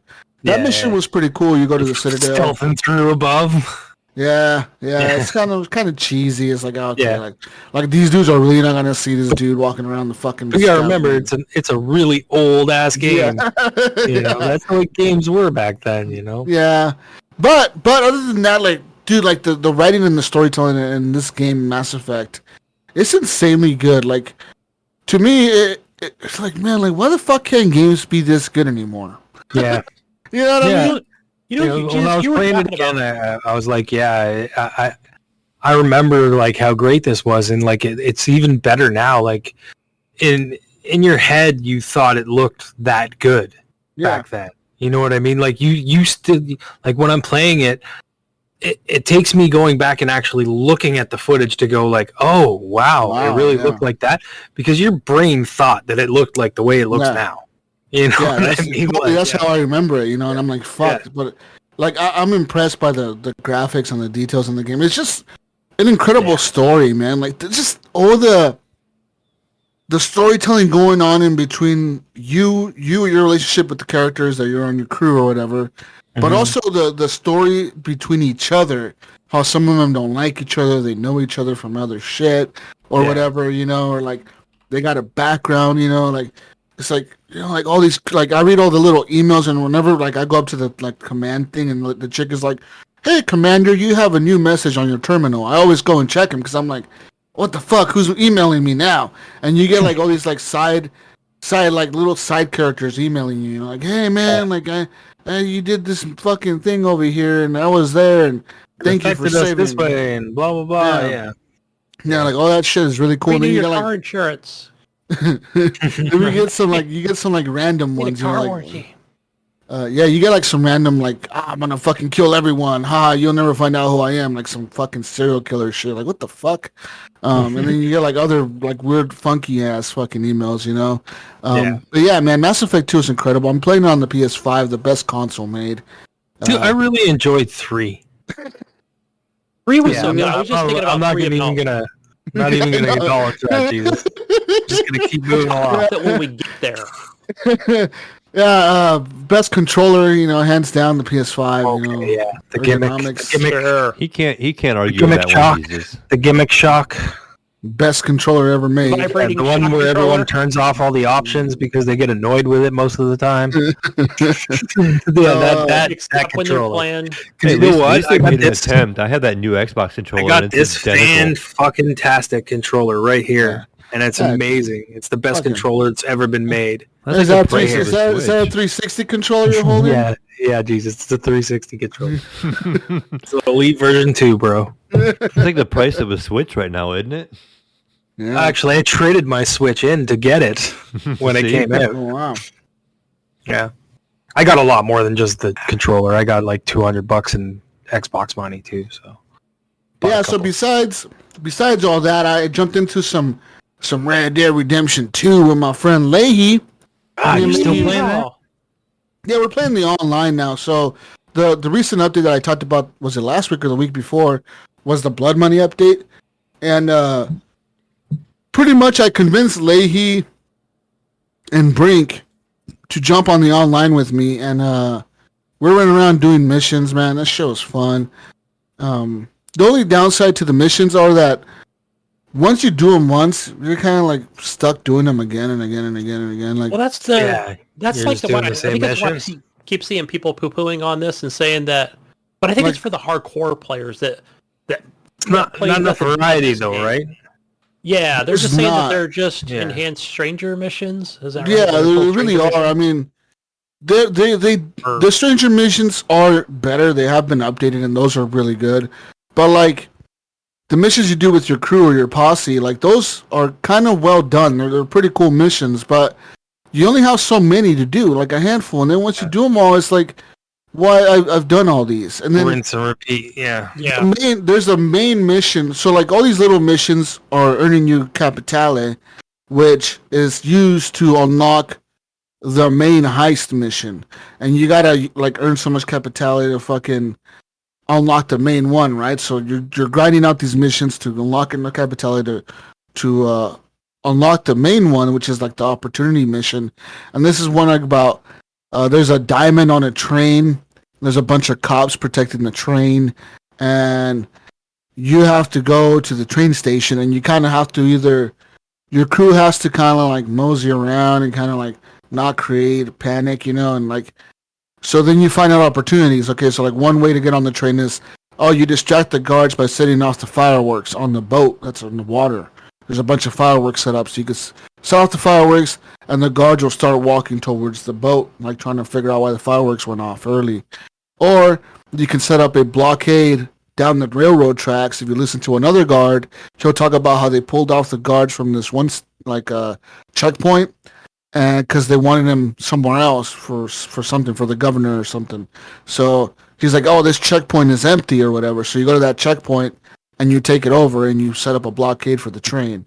And the other way to get on the train is just shooting your way on, pretty much, like just fucking run and gun and try to get on that motherfucker. Yeah, so that mission is kind of cool, but once you do it once, you kind of done it.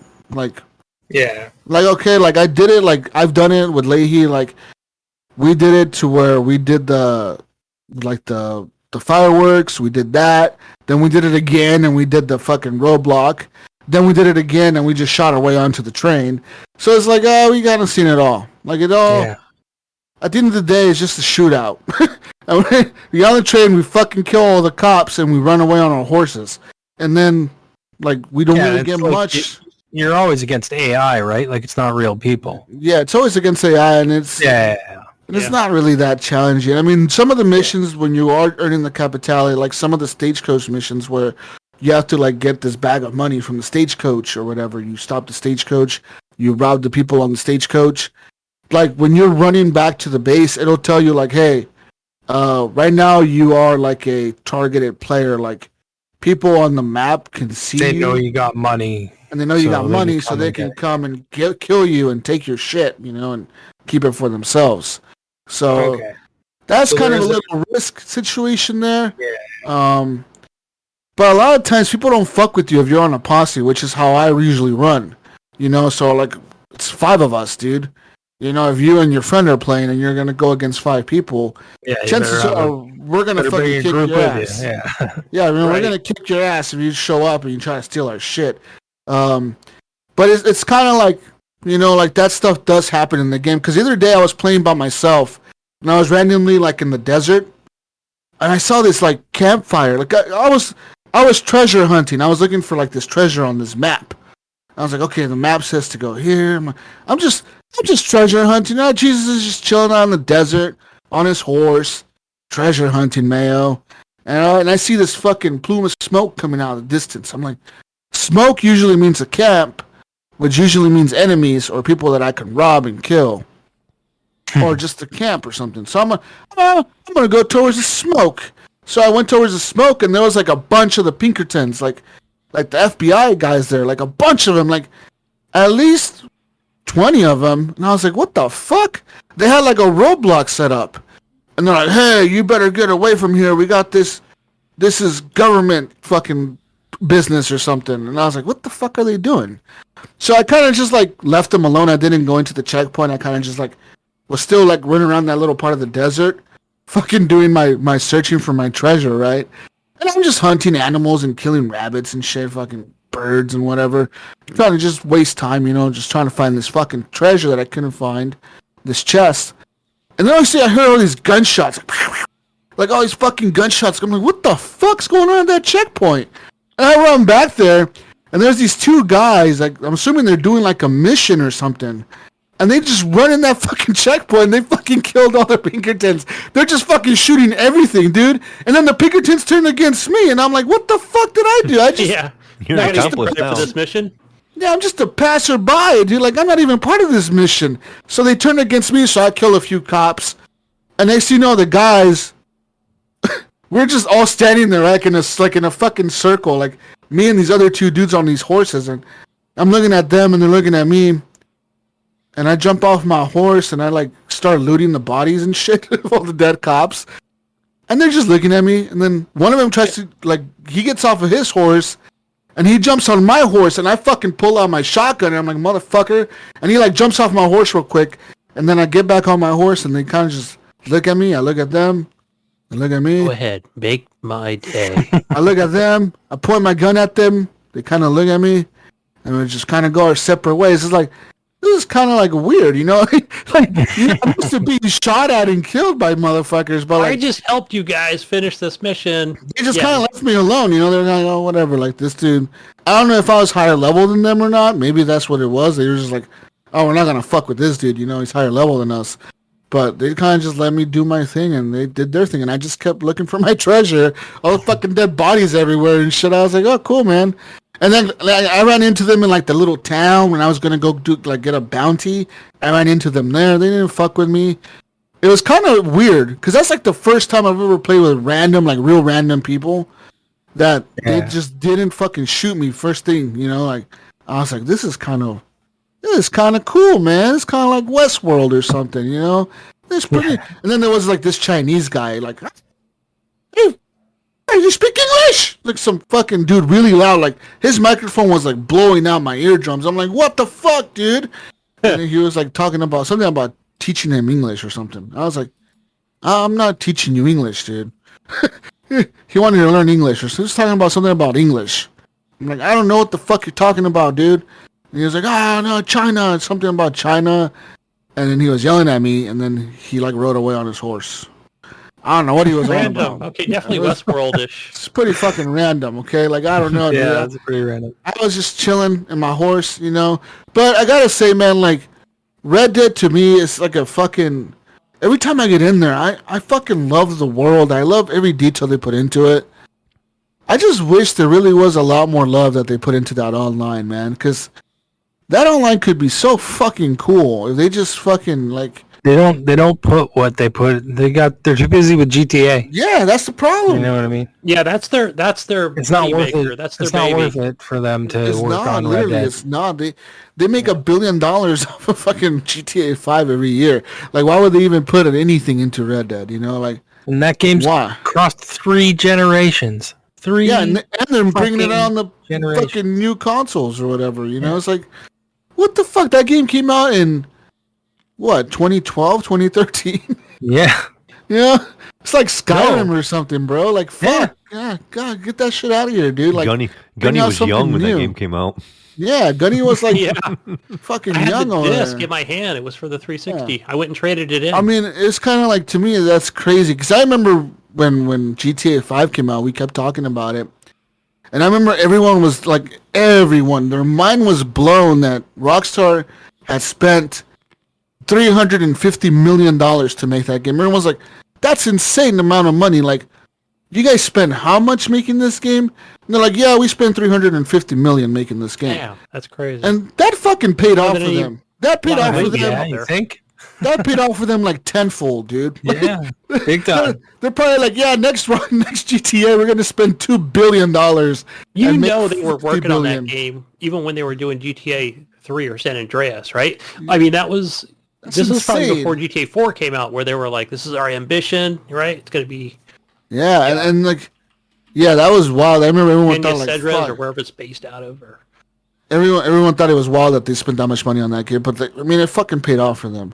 I just wish they would put a little bit more love into Red Dead Online, because that game is really good. It's a lot of cool shit in there.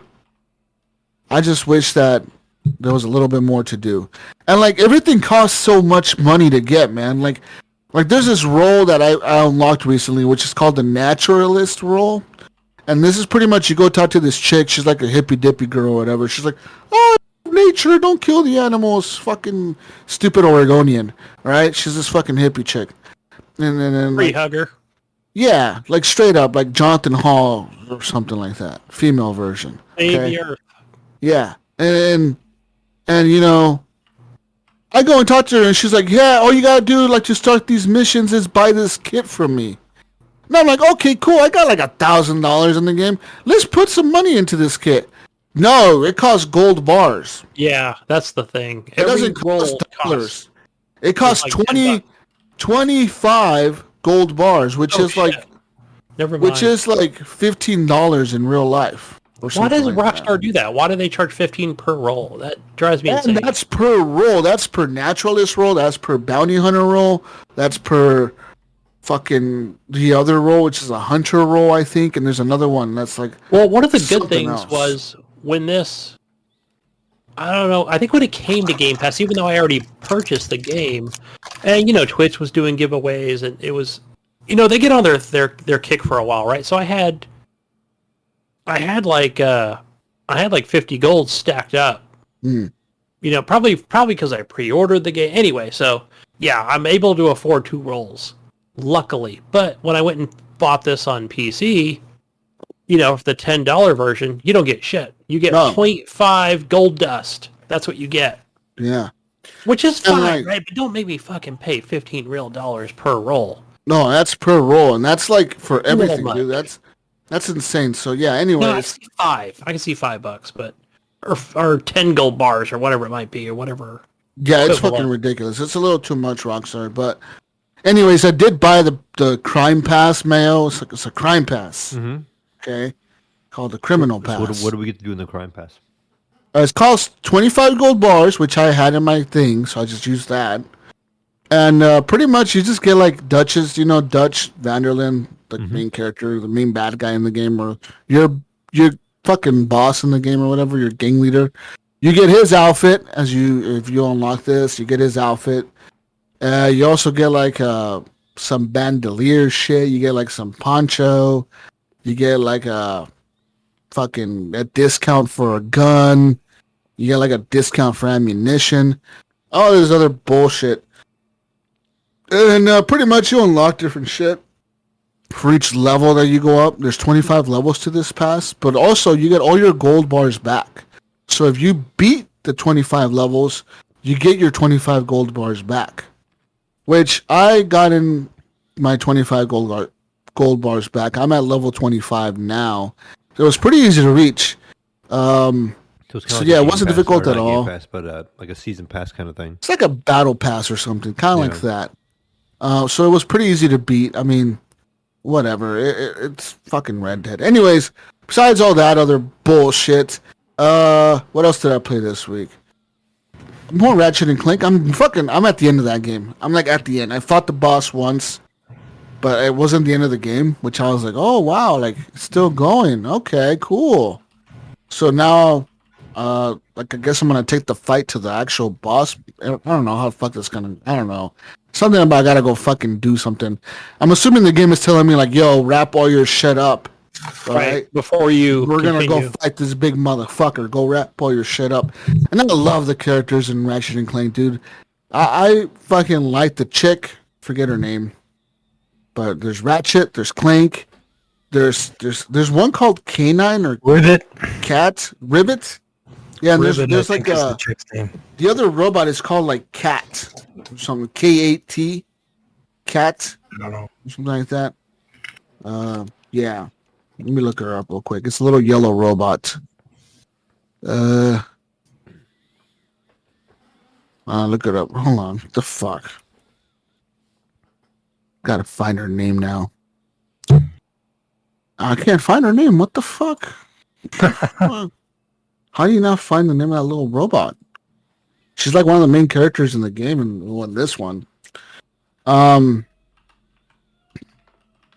Anyway, yeah, that game's like the only game that makes me want a PS5, to be honest.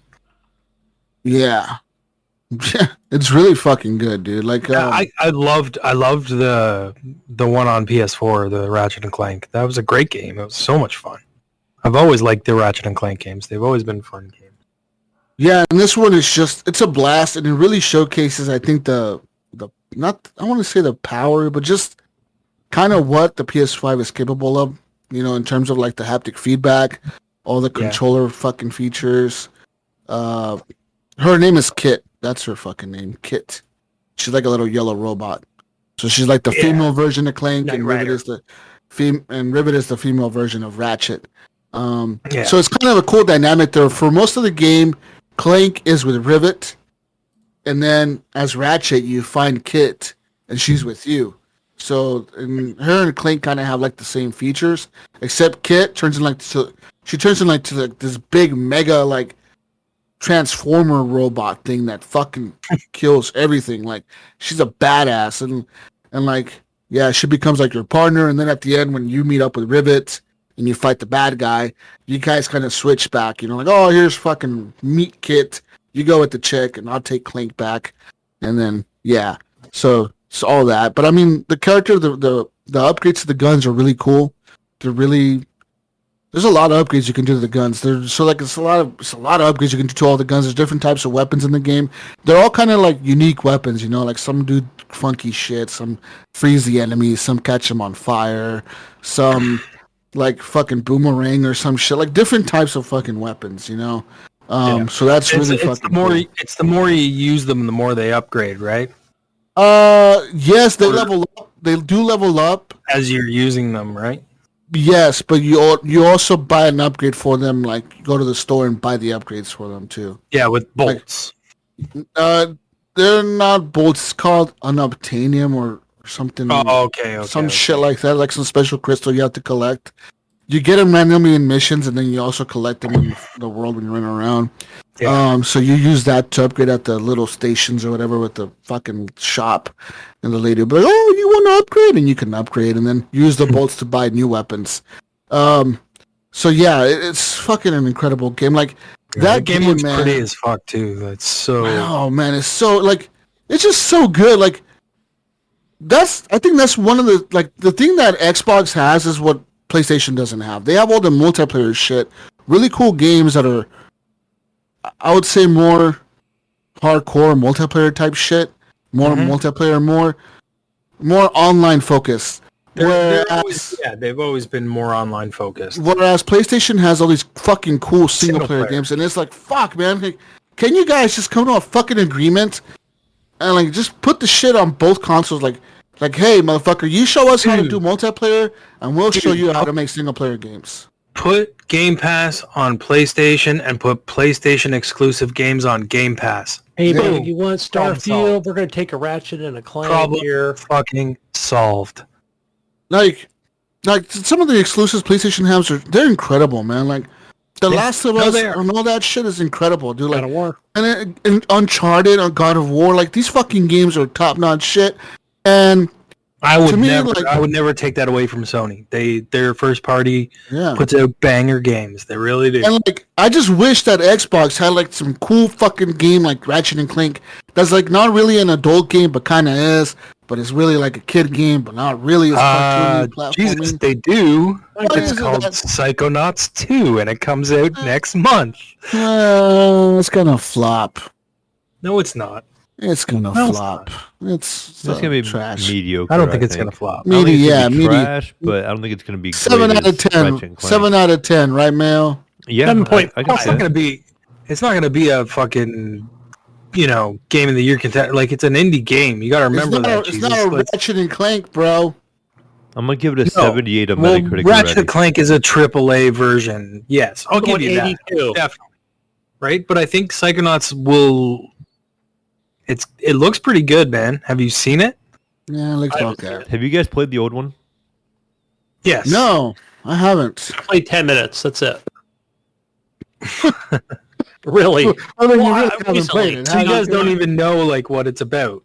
What is it about, Ryan? Enlighten me. I know what it's about. I haven't played it, but I know what it's about. Yeah.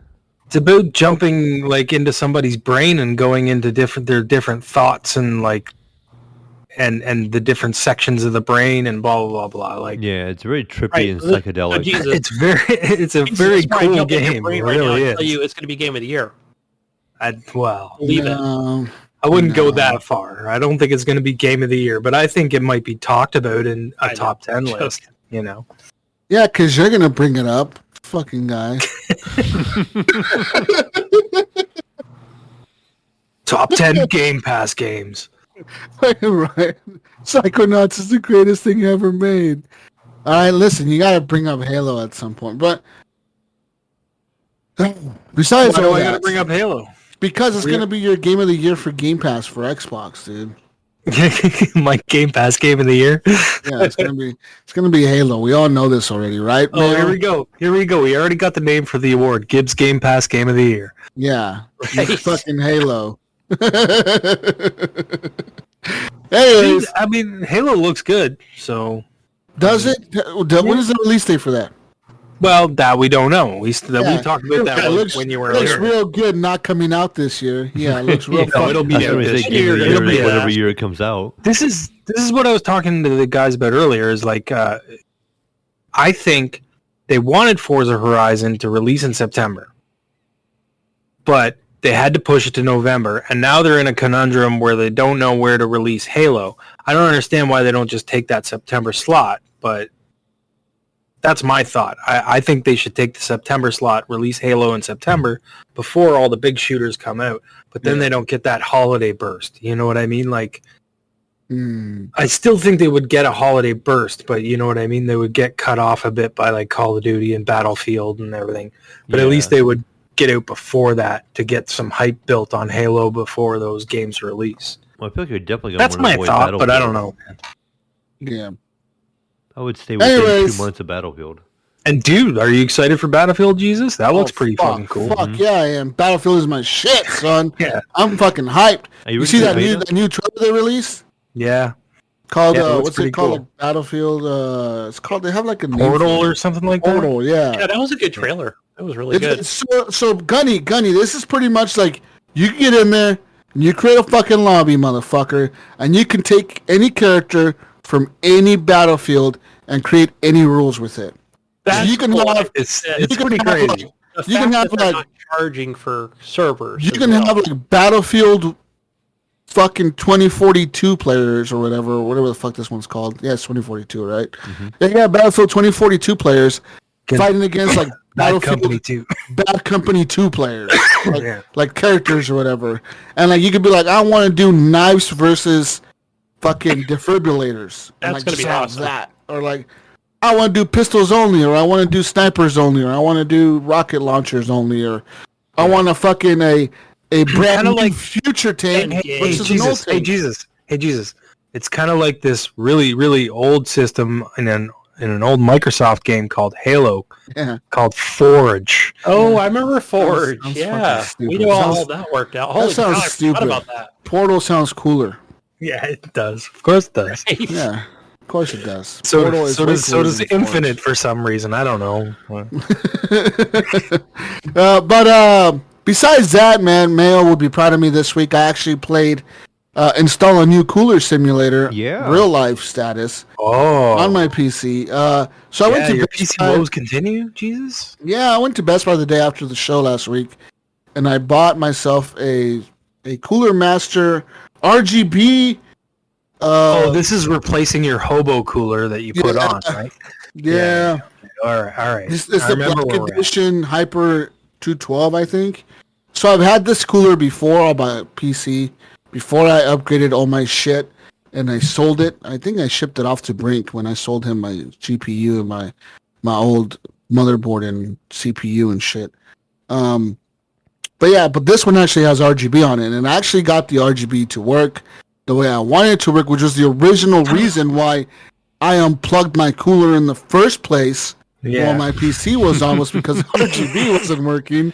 So I got the Jesus, RGB you Why would to you do work. that, Jesus? You don't usually Why want would to you do unplug that? stuff when it's running. I don't care Yeah. if you leave it like unplugged I from was the so wall. mad, and I was like, I'm don't- going to unplug this right now. You don't want to lady, do that and I when did. stuff's running.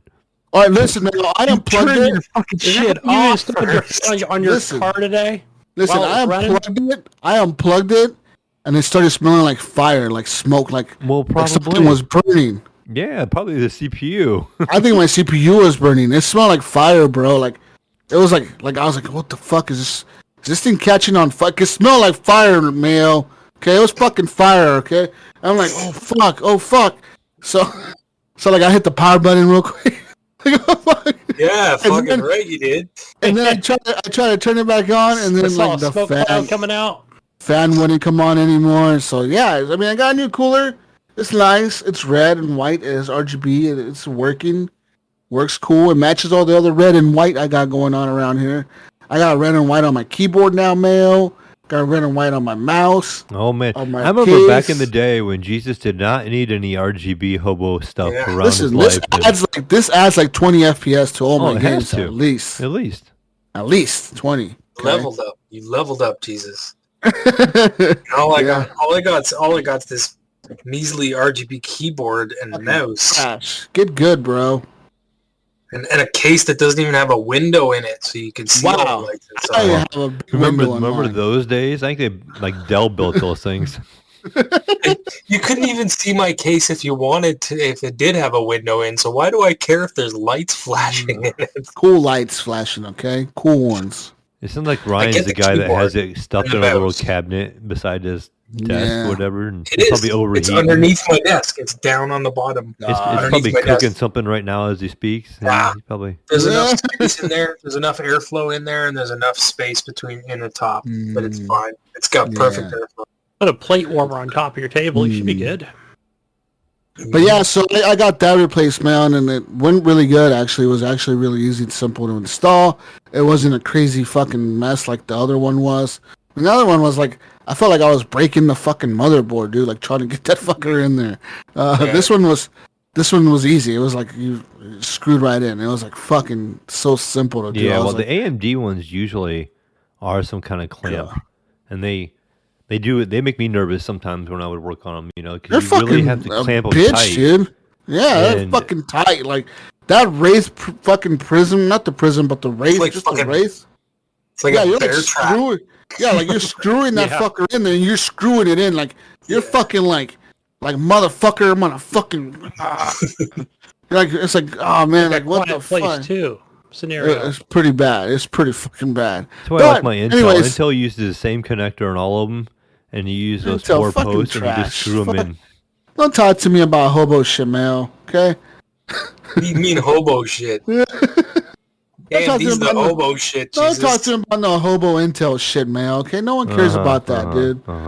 Anyways, Here we go. we bleed Here we red go. over here. Okay. AMD gang. You're like red and green. You're kind of like the Christmas light. colors over there. You got the green NVIDIA and you got the red CPUs. You can't say you're team red.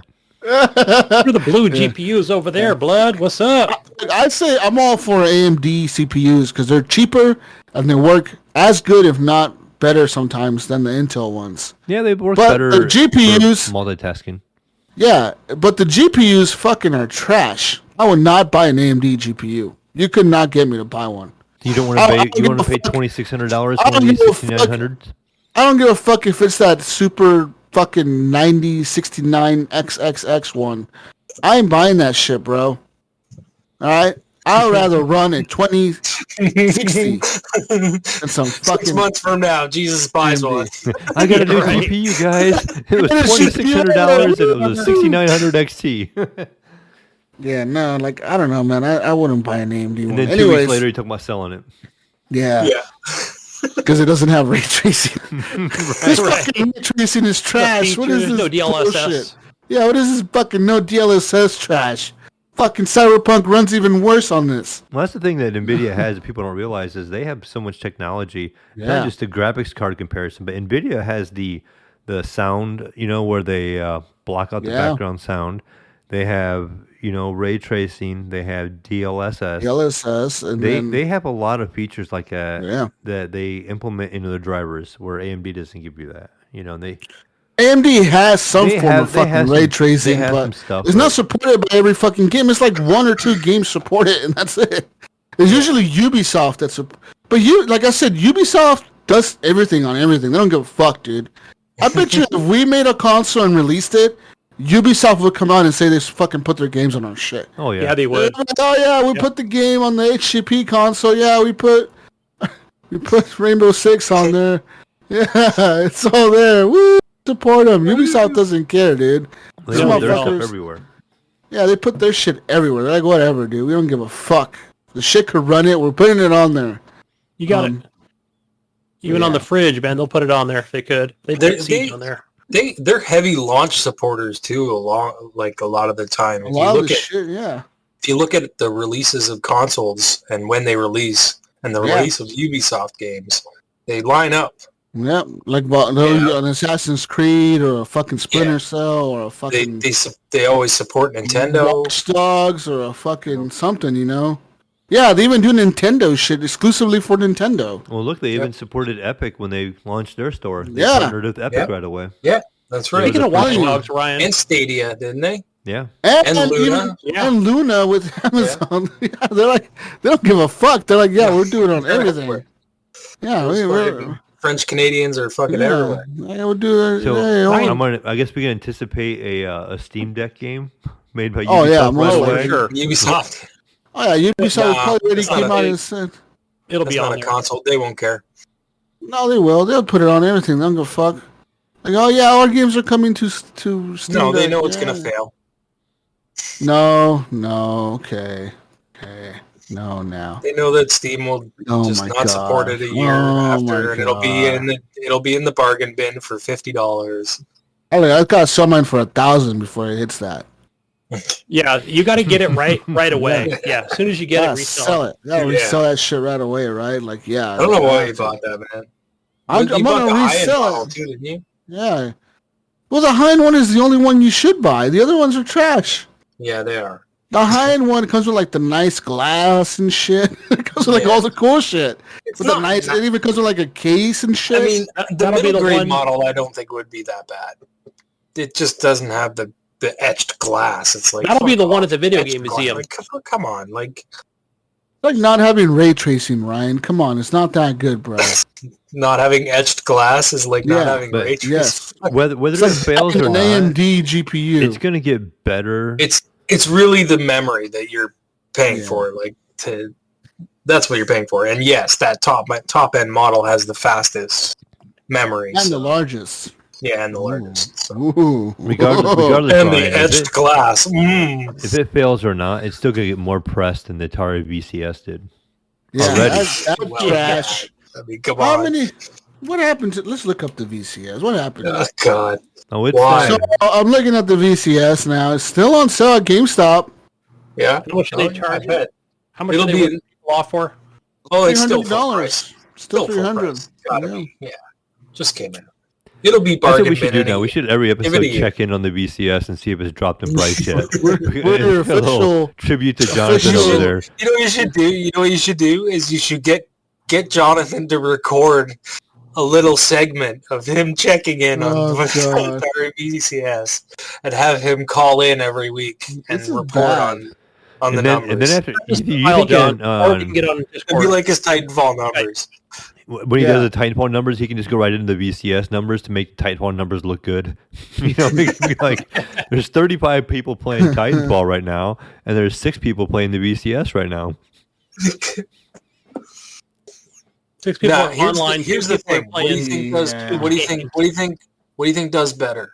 The Amico or the Atari VCS? The What's the Intellivision. Amico? That's I forgot the about that. Tommy Tellerico Intellivision. Oh, he's remaking that thing, right? Yeah. Or even to throw another one in, that stupid thing that has a little windy crank on it. The fish thing? No, what the hell is The it Amico called? looks a little bit cooler. It looks like more modern. Yeah, you know what? It looks like a modern version of a retro console. And I think they're Yeah. kind of going for that aim.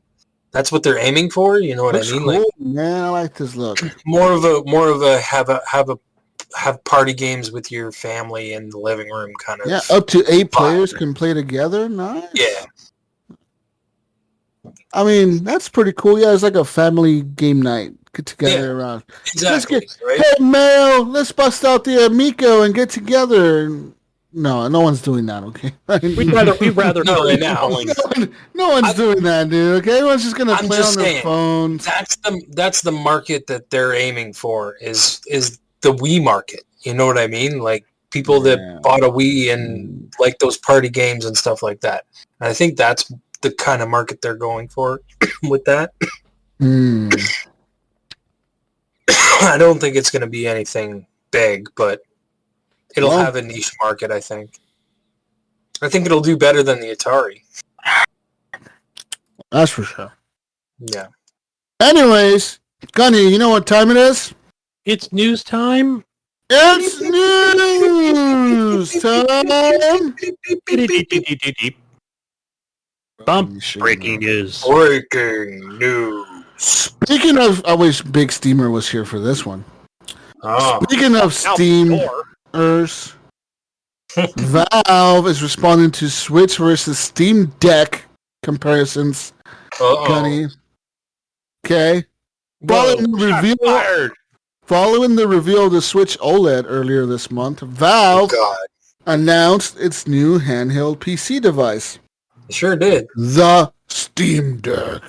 Now, this is drawing plenty of comparisons to Nintendo's hybrid system due to its similar in design. And now some members of the Valve team have shared their own thoughts about this with IGN targeting the audience to drive home that the point they have of it being going to be different. Like when you pick this Steam Deck up, it feels was chasing the market much more like the ergonomics for somebody who's used to playing games with an expensive game controller, Mayo. Not like some fucking hobo playing with a Switch, right? Because it's bigger and it's bulkier than a Switch. And if we're right, that's the right trade-off to be making for the audience that we are going after. Let me put it this way. If you're a gamer, Mayo, and you pick up a Switch, Ryan, and you pick up one of these, Gunny, you're going to know which one is right for you. And you're going to know it within 10 seconds, because that's how fast it boots up your game because of that NVMe drive. I mean, we're talking if you're buying that expensive one, right? You buy that hobo shit, it's gonna take 10 seconds to even turn the thing on in the hobo edition. But I mean, hobo edition, you come back an hour later and it's finally done. Fucking done booting up Windows. But the other edition, you put that shit up in 2 seconds, Mail. You're playing Ratchet and Clank on that motherfucker, bootleg, because you somehow got it on there because PC Master Race gets all the bootleg shit. You can do whatever you want on the PC. That's why. Some of that homebrew. Yeah. I mean, you don't get games in 10 seconds on the Switch, Ryan. Right? You don't. Hobo. You don't. Hobo ass fucking Switch. Yeah. Fucking trash. That's right. This is a fucking gamer's machine, Ryan. Is it? Premium built for big hands like Mayo's hands. If they really push for this, show your hand. See, look at that hand. It's fucking huge. That hand needs a fucking Steam Deck in it, not a Joy-Con. The fuck's a Joy-Con, Gunny? Sounds like a child's toy. I'm going to be using my Xbox Series S controller. Oh, that's what I'll be using. Do you guys not worry about how those sticks are all the way up at the top like that? I think that is okay. Is like holding it. Not gonna lie, Ryan. That shit looks pretty fucking dumb. Okay, it looks like it looks really uncomfortable. I don't think you're gonna use them a lot. I think you're gonna use the touchpads more. Looks bad. Really? You're gonna use the touchpads? I got Mayo talking. I don't agree with Mayo, but I'm gonna just go along with Mayo because depending on the game. I think that's what they're thinking. I think they're thinking they're gonna use a touchpad more. Yeah, but you're gonna use the touchpad. Like, I think Steam Deck. Listen, I think Steam Deck version 2. They're going to bring those buttons a little bit down and make them a little bit bigger. Because that B button, the buttons are small too, yeah. My greasy Dorito finger is going to fall right off of that. They're going to adjust those, I think, when the version 2 comes out. Size. They're like Vita size, yeah. They're like baby really hand size. What is this shit, Mayo? Big bulky, I want a bulky man's console, and you give me little baby buttons to press. You know what, Jesus? When I'm eating, I want to press all of them at the same time when I'm mashing chocolate. What are you doing with your big manly hands now, Jesus? What are you doing? Press them all. Crush those buttons. They're gonna be smushed. I'm gonna press all the buttons at the same time, Mayo, and I'm gonna know what the fuck I'm doing. Your whole thumb pushes all the buttons. My M&M thumb is gonna slip right off that B and A button. Listen, Gunny, motherfucker, you big man American hands over here, Mayo. Going to be having a hard time pushing those buttons. Oh, we'll figure it out. Hey, I can use those Switch buttons and those little Switch Joy-Cons. I can figure out how to use this. Okay, yeah. Right. You know how hard it is to play. How hard it is to play Mario Party holding one little Joy-Con sideways with 2 hands. Those joysticks are like tiny too. They look tiny. Why does this look so tiny to me all of a sudden? Because it is. So tiny. Is this really that tiny, man? Dude, it's only a 7-inch screen, man. 7-inch screen. I thought this was American made. That's why it's going to be able to pull off 720. It's American made. It's got all the power. It's doing 720. Wait, nothing's made in America. It's probably made in Taiwan. On a 7-inch Of screen? all the people, company. do not bitch about it being a 720 screen.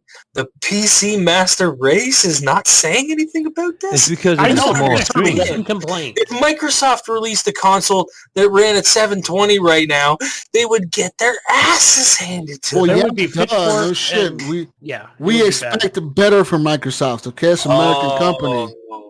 Yeah, right. They are high. American company. Are you telling me they're held to a Valve, higher aren't they? standard than Steam? Valve is a fucking New Zealand company. I don't know. Isn't that where Gabe moved Well, to? now Yeah, he they're- pretty now much they're- moved there. He left the U.S. Moved to fucking New Zealand, He's a refugee over there. Leave Trying him to hide. alone. hiding from COVID. Poor billionaire Gabe is struggling, stuck in New Zealand. It must be so hard for Didn't he him. meet up with that, He that bought virgin a guy? resort in New Zealand and Yeah. is living there That virgin guy, he's got an air balloon. And he Must be went to outer so space. hard for him to live on a mansion on the beach in New Zealand. I think he picked him Oh. up in his hot air balloon. The Virgin Atlantic guy. Oh, it must be so hard for him, Gunny. Poor guy. He has nowhere to park his yachts. Oh, what is he gonna do? Oh, He's just going to build a new freaking place to put all his yachts fuck over that New guy. Zealand. Fuck.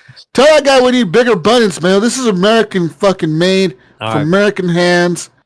Or you need bigger buttons, all right? We want to compete against the fucking Joy-Cons. Just like We just need like how don't you worry, Jesus. just like how you Bigger email. buttons. dock it. You can Phil, dock it Phil. using mouse Oh. and keyboard. Oh. I'll email Gabe. Since you email Phil all the time, I'll email Gabe. Oh, email. Okay, I'd you be got like, email. Are you going to Hey, tell him Phil. nice button placement? Just like Listen, how me you said and- Phil, nice jacket, I'm gonna be like, hey Gabe, nice yacht. Nice you need yacht. bigger buttons. We need Nice New bigger Zealand buttons. resort. Look, I bet you my boy Phil is working on VR ever since I emailed him. He's probably like fucking losing sleep over that shit, okay? He's brought Microsoft Flight Simulator to the Xbox. He's bringing fucking VR, all right? Y'all fucking wait. When my boy Phil comes on stage next year at E3 and he's fucking wearing some fucking Oh, yeah. HoloLens. One more thing. HoloLens fucking he walks out and trips over the wire because he falls over. And like, nice not jacket, worth bro. It's Got not VR, worth it. man. Yeah. It's It's not worth worth it. it for them That's right what I now. mean. It's gonna be worth it when you fucking see Phil wearing that cool headset and jacket. Yeah, No. man. Look, guys, I'm Look playing like Master Minecraft. Chief, right? Look, That's what it's look, look like. guys, I'm playing Minecraft in VR. He's gonna be showing the Minecraft. He's gonna be mining, punching a tree or something. It's going to be a They They Master did that Chief. already. They did Oh, that. they're gonna do it It's again, Ryan. They're gonna do it again, No, okay? No, they're not. Then They're gonna leave come that shit out- in the past. They're gonna leave that shit in the Look, past. man, Hey, we're playing. VR is Ryan, done. Hold on, man. Look. Don't you wanna HoloLens play is turned Orca? into something completely Horizon different that's 5? being sold to companies and stuff to Look, use. man. They make their money off of that in a different way. It's not gonna We're intertwine. playing. We're I don't think they're playing. gonna intertwine it at We're all. playing Starfield. We're playing Starfield in VR. Yeah. Yeah. We'll be fucking chilling, playing Alright, Starfield in Phil, VR. man, smoke another one. Listen, Oh. listen. All right, they made their money on HoloLens. They sold that shit to the military recently. Yep. The U.S. American military, not the Canadian military, Ryan. I don't hear I know. you Canadians supporting them. Okay, American made for American military. Bought like a $25 billion contract for HoloLens. All right, they're gonna be equipping every fucking soldier out there looking for the Taliban with some motherfucking HoloLens. They're gonna be like seeing those motherfuckers in. Okay, so when they're fucking not doing HoloLens. that, they're playing Halo. Yeah, and then they could chill when they're not shooting at Hey, people. They could guys, just They, chill. train playing Everybody gets Halo Game Pass. VR. Halo and Minecraft augmented reality. That's it's a cool pastime for the soldiers, man. All right, It's not man. going to work, Jesus. It's not going to work because they're all going That's to be a out there. $20 billion. All the Listen, commanders are going to Gunny. be like, all right, it's go time. Let's go kill them terrorists. They're going to Listen, be like, Gunny. one more level, man. It's One more $25 level. billion contract. The U.S. Army said they're going to equip every infantryman with fucking HoloLens because it apparently is going to improve their fucking aim and their tactical fucking readiness. All right. Hey, I don't know, Gunny. 5 years from now, when every fucking soldier's wearing HoloLens out there in fucking Iraq, we'll see who's right, Gunny. Okay, motherfucker, you. They're going to be shooting real guns, so that could be it. Canadians- That could The pose a problem. Canadians with their outdated military are going to be out there with muskets. Talking about, hey, we're here to help, guys. Oh, hey, we got Tim Where the hell Hortons. did we go, huh? Hey, We all brought coffee, eh? we got our Mounties. They're here to help. You guys want to play some hockey? Americans out there with some Battlefield 2042 shit wearing HoloLens. Like Canadians roll up with their mounties. Raccoon hats, eh? Stroll up on mooses. Anyways, all right, man. What do you think? Steam Deck. Let's predict right now, man. Was I right last week when I said Steam Deck is dead in 2 years? Was I right or wrong? That's a hard one. It probably will be. I think it's gonna die, dude. I just don't. I think that we're Steam fucked up. I guess Steam really couldn't do nothing about it, right? Because Steam, as much as Steam puts these indies and people discover these indie games on Steam, Steam doesn't own these games. They don't buy out these developers. They kind of just give them a platform to put their shit on, you know? Right. Whereas Microsoft and Sony do buy out these motherfuckers. Like, no, motherfucker, we're buying Minecraft. We're like, Sony is like, no, we're buying this other fucking, whatever the fuck they buy. I don't know. But whatever. You know what I mean. You know what the fuck I mean, right? Like, these companies buy out these fucking developers. Exclusivity deals. Yeah. Whereas Steam never does. Like, no. You think about Steam, what is a Steam exclusive? Is there a Steam exclusive? What is it? No, not really. Valve games. Yeah, well, Valve? Well, no. Alex. Well, I guess Half-Life VR. Half-Life Alex. Yeah, but that's VR, right? But I know they're making a non-VR version. I know what you're saying, Jesus. I know where you're going with this because like Sony, look at Sony with the the Vita, right? Where they had like Uncharted on there, they had Ratchet and Clank on there, they had games on there that were PS exclusive titles, like PS made titles. That Vita did pretty good, right? There was a couple iterations of it. The PSP did good. PSP did good. It went from Vita did good, but it wasn't anything. PSP was just a hacker's paradise. Yeah. Oh yeah, I hacked that thing right away. And that's what this is going to be. You talk about the PSP being bad. It was successful. It was really good. bad. Especially if you can download Windows on it and just manipulate it pretty much. How long of a run did the Vita have? Does anybody know how long the Vita had a long? The Vita is still being sold in Japan, Gunny. The Vita, matter of fact, outsells the Xbox Series X in Japan. Yeah, listen to that PlayStation Only podcast where they talk about releasing games for that. Yeah, so it probably is over in Japan, and they do. They outsell the Xbox. Well, nobody buys the Xbox in Japan. That's nobody why. buys the Xbox. They sell like one a month. It's one soldier where they're buying the Xbox. Right. But like what I'm saying is the thing he is breaks it every week and just buys a new one. Right. It's gonna fail in my opinion because they fucked up and they let the Switch. They let the Switch take all their cool games. Everything that's been on Steam that's kind of like, this is kind of like a quirky game that's on Steam has come out on the Switch. Everything. Yeah, it has. Everything. I mean, you will have some of your... I ran across an article today while I was looking at the news. I didn't put it in the news, but they were saying that pretty much they haven't come across a game yet that won't run on it. Not that that's a big deal, but to me, I think where they're going to succeed or fail is their marketing. And I don't think... How do you market right? a $600, $650 fucking handheld? That's like... How do you even compete with Nintendo when they're half the price? Right. And everyone, that's the thing. Everyone knows Nintendo. Right. This is like a new challenger coming into the ring to fight against fucking Floyd Mayweather, and it's like some dude you never heard of. Right. You're like, who the fuck is this guy? That's what I think their problem is. And I think that's what the problem was before. It's they're not known for their hardware. So it's the thing. You don't see Steam advertisements. You don't see Steam anywhere. People think about Steam and like, dude, like, the other day I was talking to one of my coworkers about this Steam Deck. He didn't even know what Steam was. He was like, what's Steam? Right. I'm like, dude, that's where people buy like other PC games. And he's like, yeah, if people don't play PC games, they probably don't know what Steam is. Yeah, he had no idea what the fuck. When he saw the Steam Deck, though, he was like really interested. He's like, oh, wow, this thing actually looks pretty cool. Like, you can play it's like an adult Switch. Yeah, he was like, holy fuck, you can play like anything on the PC on this? I'm like, yeah, pretty much. He's like, wow, you can dock it? He was like, look, he was actually going to think, he's thinking about buying one now. And I'm like, holy fuck, like this dude doesn't even play. He plays PlayStation and shit. Like, he doesn't even play on PC and he's thinking about buying one. So, like, I think there is a market for this.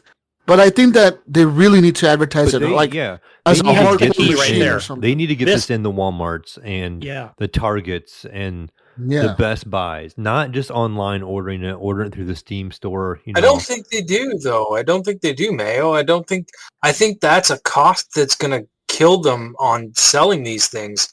It's not worth it for them to ship it to all these retailers when they can just sell it direct from themselves. But Ryan, you got to get it out there, though. Spend money to make money.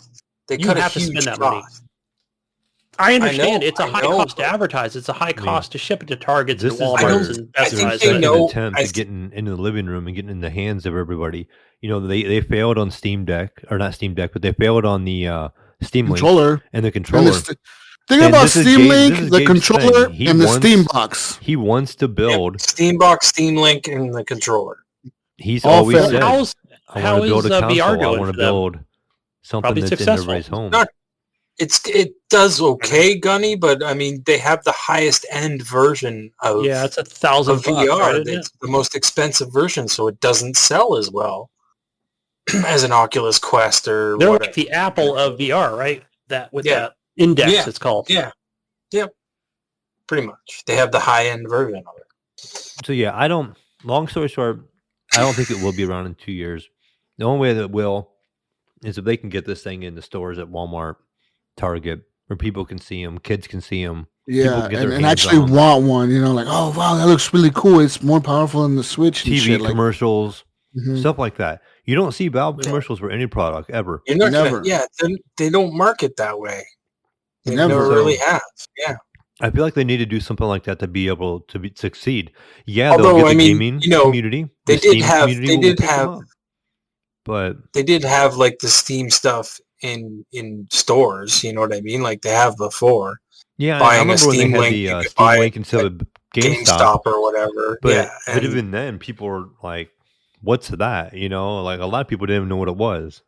Yeah, and so like you said, like Jesus said, some people don't know what Steam is. Then when you walk into a GameStop, which nobody even walks into anymore. So you're not going to sell at GameStop. So where are you going to sell this thing at?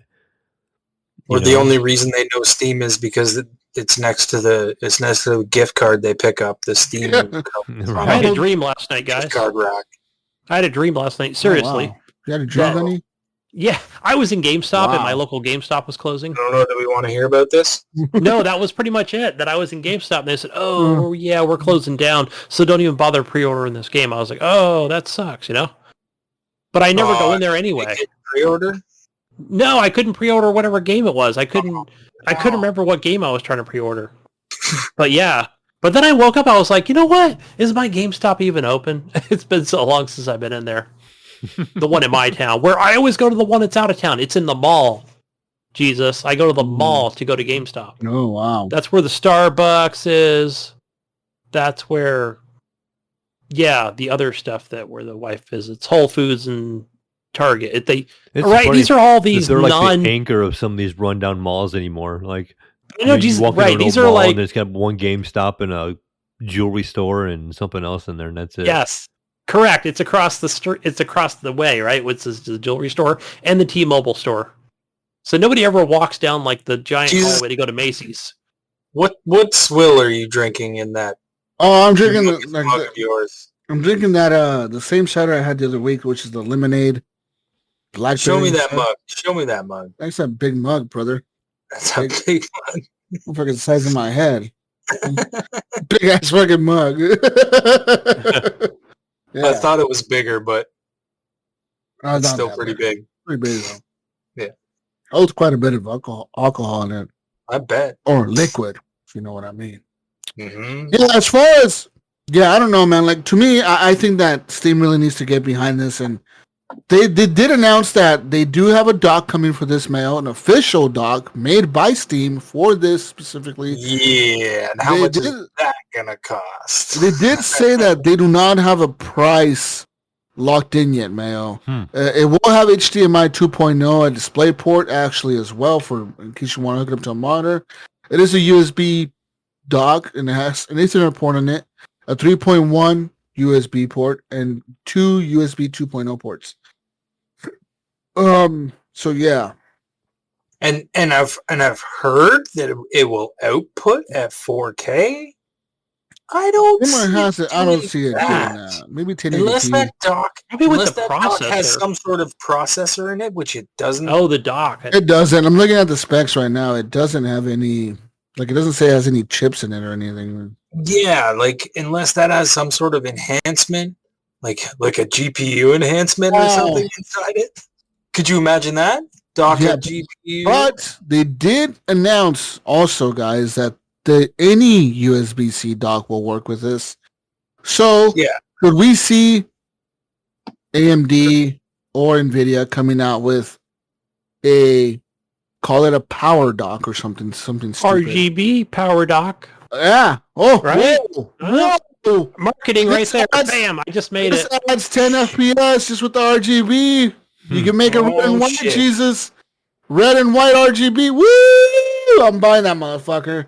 See, you can put it right behind your Switch. I'm trademarking it right now. Jesus, when you moving to Canada with your red and white? Red and white. Yeah. Well, that's for America, right? Red, white, blue, American.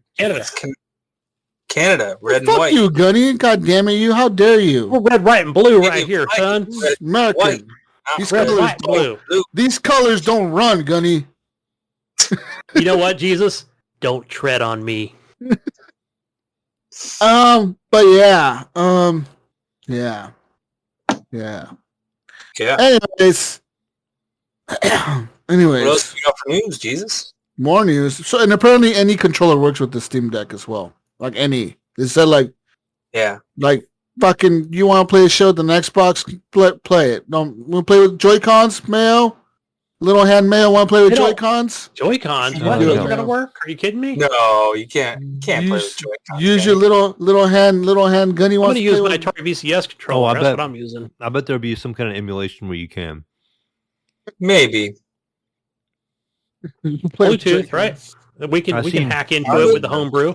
I've seen Switch or Nintendo Switch, or not Switch, but Wii emulators on the PC. Wii emulators where you can actually use a Wii controller. So yeah. No, I've seen Wii controllers used on PC. Let's go on to some more news. What else we got? Give us some the good old favorite Gunny's favorite company, Activision. Oh boy. Oh yeah. Blizzard. Listen, Gunny, listen. Mayo, you motherfucker, you Mayo. Over 20 current Mayo, not former Mayo. Current. That means now, Mayo. They're now. Thank you for letting me know that means now. They're in the building right now, Mayo. They're in there. They're working. They're crunching. Okay. 12 o'clock at night, crunching. They're crunching all the crunch. Current Activision Blizzard employees, including World of Warcraft lead game designer Jerry Fiesel, I don't know who the fuck that is, but okay, thanks for naming him, have publicly criticized the company's response to sexual harassment and discrimination lawsuit filed against it earlier this week. Some WoW developers also stopped work today in solidarity with the woman that came forward, Fiesel said. The suit, which was filed by a California government agency, alleges that women at the company have faced constant sexual harassment and discrimination, especially women of color. The response from Activision Blizzard executives has been inconsistent. In the first statement to the press, the company called the suit, quote, distorted and in many cases false, and characterized the agency behind it as a group of, quote, unaccountable bureaucrats, end quote. In an internal email, Chief Compliance Officer, that's a CCO, Fran Townsend, also said that, quote, the suit presented a distorted and untrue picture of Activision Blizzard and criticized it for including factually incorrect, old and out of context stories. Internal emails from Blizzard President J. Allen Brack and Activision President Rob Kostick struck a different tone, calling the behavior alleged in the lawsuit unacceptable and disturbing, Gunny, although neither affirmed that such behavior has even occurred at the company. On social media, dozens of former employees expressed support for the stories told in the lawsuit and in some cases corroborated the details. Now, over 20 current Activision employees have expressed public disapproval of Activision Blizzard's response to this lawsuit, with dozens more showing support by retweeting their coworkers' statements. One of them, at Muffinus, said, "Many of us will not be working today in solidarity with the women that came forward. The statements made by ABK do not represent us. We believe women, and we will continue to strive to do better and hold others accountable. Actions speak louder than words." So yeah. Another person at Steve Daniser said, "Like many of you, our team's been going through a mix of outrage and sorrow and hurt. Been listening to one another, looking after our friends, and finding ways to support and care for each other. Now we got to roll up our sleeves and fix this shit as a company and as an industry." So, another person said, "I'm unhappy with the corporate response up to this point." This was the game designer Brian Halinka. He said, "I don't feel it represents me or what I believe in. Many of us have said this internally. It feels like it's worth saying it publicly." And yeah, a bunch of people pretty much are tweeting out, like saying, like, this is not cool. We don't believe, like, this is fucking bullshit. Your company should believe these stories. The company is not believing these victims, etc. I mean, I don't know. I haven't really looked into the lawsuit. Is there details on the lawsuit? Do you know?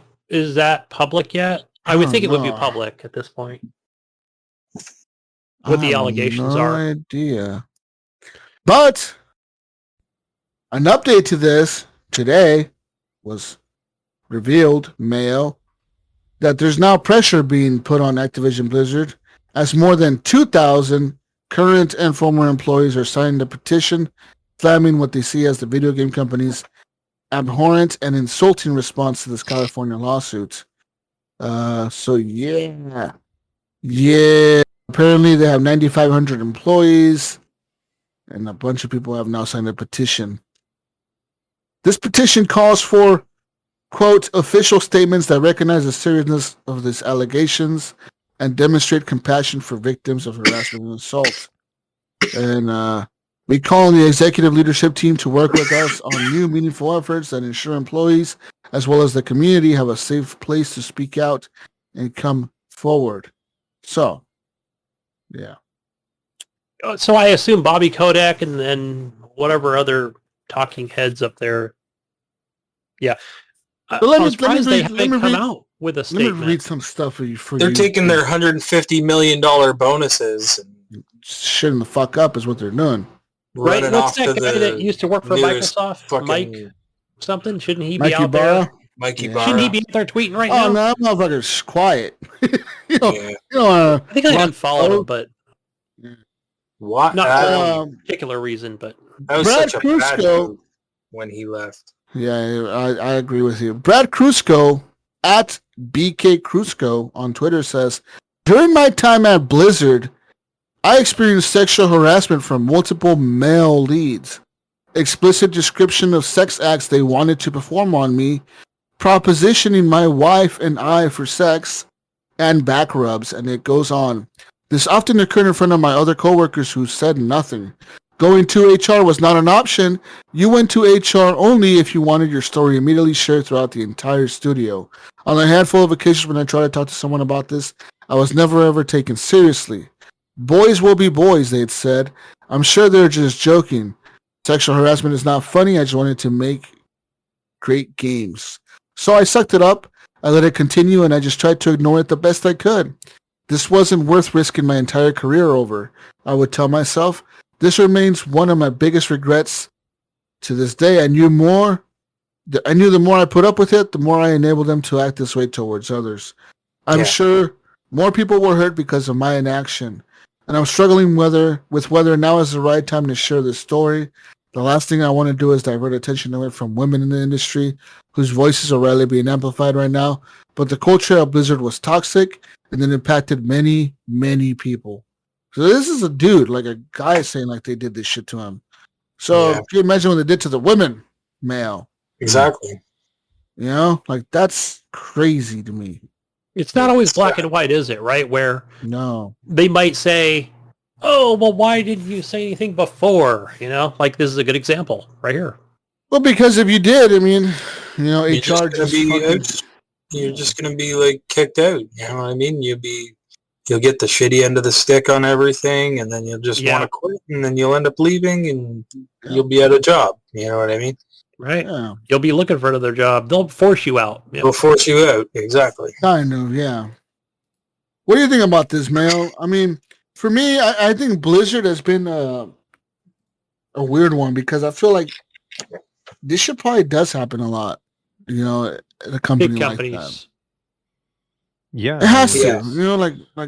and for the company to not acknowledge it, it's kind of like maybe I get they have a lot to lose, Yeah, probably. I mean, it just seems, I don't know. weird. Yeah. It's hard, because how do you? It's sad. It makes you like think, fucking, do you really want to support these companies? Yeah, You know what I mean? Like, Ubisoft went through the same shit. You know what I mean? Like, Ubisoft had a lot of crap going on in their neck of the woods, and Yeah. a Same lot thing of with, people got really, really, really, really angry about it. You know? It's just hard because I feel like with everything, like you pull that curtain away when you really see what's going on in the background. That kind of stuff's everywhere, unfortunately. Yeah. And Yeah, is. right now it's Activision and Blizzard's time to get that attention. But you've heard so many companies from Ubisoft, from other fucking already, shit. even from Naughty IGN. Dog. Yeah, IGN was another one. Yeah, who makes Dota 2? Who Riot. owns 10? Yeah, Riot. Is it Riot that That's kind a of went big through one. it? The one that Tencent owns a portion of, or half, or Yeah, all of it? Yeah, they own all of right. it. Right? All of it. That's it. Yeah. So I actually got some details here, guys. So it says here that a 2-year investigation by a state agency found that the company discriminated against female employees in terms and conditions of their employment, including their compensation, their assignments, their promotions, and their terminations. Company leadership consistently failed to take steps to prevent discrimination against women, harassment, and retaliation against them. According to this complaint filed in the LA Superior Court by a bunch of female employees, it says here that female employees make up around 20% of the Activision workforce, and they're subjected to a pervasive frat boy workplace culture, including something called cube crawls, in which male employees will drink copious amounts of alcohol as they crawl their way through various cubicles in the office, during which they often engage in inappropriate behavior towards female employees. Wow.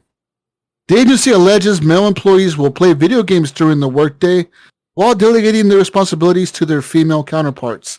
They will engage in sexual banter and joke openly about rape, among other things.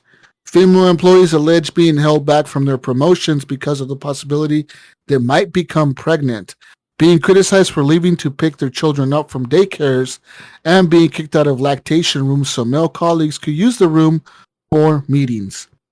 Female employees working for the World of Warcraft team noted that male employees and their supervisors would always hit on them, make derogatory comments about rape, and otherwise engage in demeaning behavior, this agency alleges. The suit also points out that to a female Activision employee who took her own life while on a company trip with her male supervisor. The employee had been subjected to intense sexual harassment prior to her death, including having some nude photos passed around at a company holiday party, this complaint says.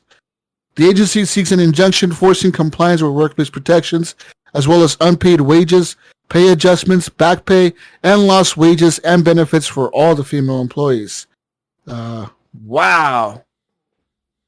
They've really gotten away with a lot for that really for a while. Yeah. party house over there.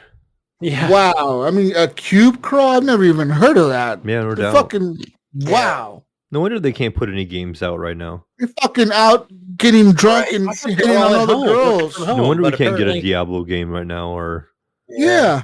Get a mobile one soon. And now I don't want one. Like, it's like I It's wanted like, one, wow. but you hear this stuff and it's like, can I even spend money on a game that these people have made? You know, I don't know. One of their employees, this lady killed herself. Yeah, and her nudes. About that. I didn't know she. Yeah, I thought it was just her nudes were being shared around in a holiday party. Yeah, like, damn, dude. Like, no I wonder. can tell you, we went through. No wonder. We went through the employee California training thing about.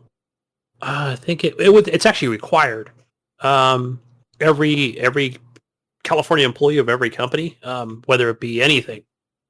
I think it was about 3 months ago that was another thing about, us as employees, like that, we are responsible for things that we do, at work and outside of work, right? Whether it be, displaying nudes online, Facebook, or just another fellow employee and stuff like that. So it's kind of a shame that, I'm 100% sure that these people went through that same exact training, that they should know better. There's that accountability, man. Can't do that. Oh, wow. Apparently during the trip where the lady took her own life, the male supervisor who was on that trip with her had brought butt plugs and lubricant with him on the trip. Yeah. I'm looking at the lawsuit right now. It's pretty deep, dude. Like this lawsuit is like, I don't know if you want to keep digging, Jesus. Yeah, it's bad. You're gonna go into a hole here. You know how much money Robert Kotick made in 2020? I don't want to know. I don't want to know. I can tell you that the wife was. Give me a number, Gunny. Give me a number. How much money do you think he made in total from all his bonuses, his stock options, everything, his pay, everything? How much do you think he made? I don't know, 18 million. You're not even at a fraction of what he made. No. I was gonna guess 50. Nope, not even half. He made $154 million last year. 150. Let me read that number for you. Take home. $154 million, Mayo. In 2019, he made $30 million. In 2018, he made $30 million. Damn. That's in all his stock options. His salary is only $1 million and $1,494,000, but the rest was in bonuses from the revenue they made from the games, from all the bonuses, from all the sales, from all the player revenue, but they from laid all that off shit. 900 people. Yeah, $154 million fucking dollars. We can't afford to have these people working for us. Holy fuck, dude. That's insane, dude. Didn't they give them gift cards or something to spend on the fucking Blizzard store, which is insane, which is... But that was part of a severance package. That wasn't all they got. I figured that. They got a severance as well. They gave them a $200 card for the Activision Blizzard store on top of their severance. I don't know whether their severance was fair or not. That's not up to me to decide. Well, they should have put that in there, but I know I actually knew that little tidbit, but I was like, why did they are they not saying that? Is it they don't want to just say what it is? I guess each one's going to be different, right? The bigger picture is that this guy's pulling in. This guy, two different people are pulling in $150 million a year for themselves alone. But they can't afford to keep their employees employed. Yeah. Like, there's something wrong there. That's so fucking way wrong. I guess it was Facebook. Something's wrong there. Yeah. Or no, it was Jeff Bezos. He's Amazon, right? Yeah, that guy. He came out and say, "Good job, everyone," or something. Then they went and chased him back in with pitchforks and torches, I guess, right? We're out with Activision right now, I guess. Yeah, I don't know. It was a response to that or something, or the $60 an hour thing. Anyways, we'll see how that Blizzard lawsuit plays out. I don't think it's going to end very well for Blizzard, but hopefully. I mean, it sounds like a real fucked up. I think we're going to continue to hear more stories and more details. I feel bad. Like, honestly, man, like... Coming out. no bullshit. I really do feel bad for female like developers. Like, Absolutely. if they're dealing with that type of shit, dude. Like, fuck, man. Like that. Like, why would you ever want to be a game maker? Why? Yeah. You're dealing with crunch. You're dealing with sexual harassment. You're dealing with all that other bullshit. Underpaid, fucking undercompensated, underappreciated. You're being cussed out because gamers fucking want to kill you when you release a game because your game's a piece of shit. You know, because it has bugs or whatever. Have you ever gone back and watched like a movie from the 80s Yeah. and just realized how Yes. fucked up that time was? It's Like like in real comparison fucking crazy. to what's going on now. Yeah. I mean, this is the thing, right? Like this is what all these things have been about all along, you know, like Yeah. Me Too and all that. It's like Think it's about showing that. how the This world. is still going on after all that. And you think about like women, for instance, like have fought since the 50s, Yeah. the 60s, the 70s. They've been fighting this Oh, forever. This Imagine isn't that. new for them. You know Yeah. what I mean? Like it's still the same shit, pretty much. It's fucked up in my opinion. And yeah. yeah, I feel like the gaming industry is very new in terms of like being popular and huge. You know what I mean? I Where think these companies are big. in terms of female people in the industry, and that's part of the problem, right? I Because think this they're very new industry on that right, too. is a Yeah, very male-dominated industry. and I think you're right. I think that for like the 90s and the early 2000s, maybe a lot of the developers were male, and all the main heads of studios were always male.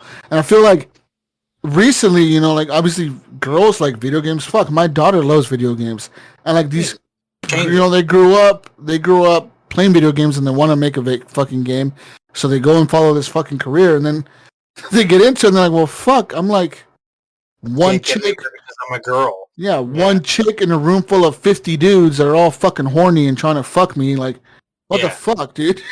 You know what I mean? Yeah. Like, what do I do in this situation? You know what I mean? Like, what the fuck? And, like, it's kind of like a fucked up situation, and I feel fucking bad for him. I really do. Like, no bullshit, man. Like, bullshit aside, all joking aside, we do on this fucking podcast. It's some bullshit, and I really think that the fucking game industry needs to get their shit together. Or, you know what they need to do? If I was like a female lead fucking person or whatever, like who was that chick that got fired from Star Wars 1313 or Jade whatever? Raymond. Fuck? She needs to go open up her own fucking studio and just hire all females. Well, Do she that. has Haven, but I don't think it's all females. She should do that. Just do it, just to prove a fucking point. Like, hey, motherfucker, you know, like, fuck you guys. We can make a game. We don't need any fucking guys coding our shit. Up. Yeah, Ubisoft would fund Yeah. that. Somebody would fund that. I bet you Ubisoft would. That's not the best place to be funding. Yeah, Ubisoft. Because they have just as many accusations as Activision. Yeah, they're just as bad. Yeah, they're fucking goddamn Canadian French people. Oh man, Anyways. that embarrasses me, man, because I've always supported Ubisoft, and then when Me I found too. out about a lot of that stuff, I was just like, but you know what? Like I was always proud of Ubisoft as a Canadian company. You know what I mean? Like They're a cool company, but they make cool games. they fuck, man, fuck some of the shit I heard. But it happens everywhere. Like it's not just in the video game. Like Yeah. No, you're right. You're right. development side. It's in the fucking journalist side. The journalists that are like outing these stories Yeah. are doing the same exact shit themselves. You're like, what the fuck? What the fuck's going on here? You know what I mean? 10 years from now, we find out Jason Schreier's like a real douche. Some fucking perv. Like- yeah. Yeah, something like that. It would be like that, you know? Like, what the fuck, man? He's the one in the headlines, Yeah. Yeah, like some, like it's like some Bill Cosby type shit, you know what I mean? You find out like fucking 30 years later. Yeah. Like, oh, this motherfucker was a real fucking piece of shit creep guy, you know? Like, oh, man. The Subway guy, remember him? Until the pudding pops. Yeah, fucking Bill Cosby piece of shit. Anyways, so on here to some more positive news, Mayo. The Splitgate crossplay beta is so popular, Mayo. So popular. The developers had to take it offline. Have you guys played this at all? Yes, I have. I This played is it on cool. PC. but I didn't download it on Xbox. Actually, a really good running game on the PC. It runs smooth as fuck. It plays well. It's like Halo meets Portal, right? It is literally Halo meets Portal. It sucks when they pop out of that portal and shoot you. You're like, fuck. But it feels just like Halo. I don't know if you played this, Mayo, or not, but this feels like Halo. It feels like Halo and Portal. Like they have some really cool mechanics there, and I think this is a good time to release before Halo 5. You need, or not Halo 5, but Halo Infinite. You need to release before that shit. You know what I mean? Because once that is out, everyone's going to be playing Halo. No one's going to play this. Yeah, my son was actually telling me he picked it up and started playing it right away. And he's in the highest rank on it. I don't know what the ranking system is, but they put him in the highest rank. He's like, evidently, I'm pretty good at it. So it's a real fun game. Like Brink and I played it a few times, and like I said, it feels just like Halo, but you got these fucking portals you can jump through and shoot people through, and you can actually shoot into the portal, and the bullets come out the other portal, which is really fucking. Listen, I got to duck out, but have a good rest of the show, guys. Canadian. I gotta head to bed. All right, Canadian, you head to bed. I gotta get up with the little one tomorrow morning. So nice, wonderful. All right, have a good night, guys. We'll see Thanks, Ryan. Peace out. It was nice being on the show again. Yep, 87777. Bye. Everything else, everywhere. Find them. Moving on to more news. Max Payne is turning 20 years old today. Yeah, that's the game. Does that make you feel old, Gunny? It makes me feel old. I know, because I was like, so I was reading that article, I think it was 2001 or 2000. Yeah. Because 2001. I played this in 2002 on PC. Yeah. And that's what I met my wife. I remember watching Fast and the Furious and then playing Max Payne after watching Fast and the Furious. Oh, they were like the same time. Like the first Fast and the Furious. I remember stopping to play Max Payne to watch the Fast and Furious movie. If I remember right. Wow. Damn. So, because I've been married almost 18 years. So, yeah, that makes sense. 20 years. I was playing Max Payne, Tomb Raider, all that stuff on. Yeah, it's crazy. On the PC. I kind of wish they made a Max Payne 4, but I mean, I don't know, Rockstar. They're too busy with GTA. Right. That's the other one I was playing, yep. We went on to more news. Played all those fun games. Oh, man. Well, Bungie's now speaking out against I thought you saw that one earlier, but it's just the same article, kind of. Same thing? They're just their take on it. Pretty much Bungie's saying, fuck you, Activision. We're glad we're out of there. Yeah. Wow. Psychonauts 2, with no surprise, is significantly worse on the PS5 than it is on the Xbox Series X, Mail. Yeah. On PS5, Psychonauts 2 will only run at 1440p and 60 frames per second with no additional bells and whistles, meaning no variable refresh rates, nor any HDR support. On the Xbox Series S, for you, Gunny, the game will run at 1620p and 60 frames per second, or alternatively at 1080p at 120 frames per second. The Series X, meanwhile, will offer a native 2160p, that's 4K for you people, at 60 frames per second, or at 1440p at 120 frames per second. Both the Series X, or S and X, will offer variable refresh rates and HDR support. You excited? Yeah, so it's kind of a clickbaity article that we put in there, but if you look at that top comment below that, it just basically is saying, yeah, of course, assholes, because there's no PS5 release, right? It's not a PS5 game. Though. It is a PS4 Pro, though. It's ported, yeah. It's not. It's designed for PS4. Yeah. So for the record, right? As much as I'd love to say poo on you, PlayStation, but yeah, it's. But why does the PS4 Pro doesn't have HDR support? That is a good question. Yeah, maybe I would. Okay, I'm going to play devil's advocate here and just say not at launch. What do you think? Or do you think they just don't fuck with it? Just leave it the way it is because it is a Microsoft first-party game. I think they were probably in the midst of making all the support for the PlayStation when Microsoft bought them. They bought it out. And maybe they got the email, right? Like, you know what? We can just release it because we have to. You know, we have to follow through with our contract to release this game, but we don't have to make it all it could be. You know, it's playable on the PlayStation. Let's just make it like that. And, you know, Let it look better on the Xbox. I can put more see effort into that. and, Yeah. and we've already done a little bit of work, and yeah, we can say the game plays on the PS4 or PS5, but we don't have to go through to make it do all the bells and whistles. I just had a feeling that Yeah, it they was, pick up the early in email saying, development. "Well, just do what you can." I Yeah, don't just know. finish it up. We'll They're gonna make put money on the Bob, console. They the might guy as well. down the basement, let him finish up the last little bit of the PS5 work on it, and we'll call it a day. Yeah, I don't know. I mean, it's Microsoft, right? They're not assholes, so I can definitely see them saying, "Well, yeah, man, let's make a PS5 version." I don't know, but we'll see. I can't see them holding back too much. I know Mayo's a big Facebook guy. I know Mayo likes cloud games. I know Mayo loves Apple devices. Oh yeah, definitely. All these are big facts about Mayo. True facts. All fun facts about Mayo and his life.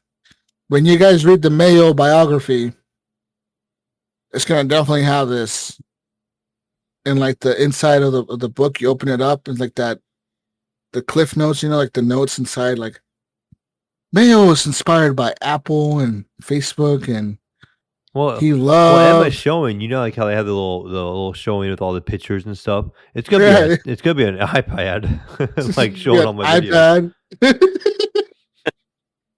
Yeah, I think Mayo's biography.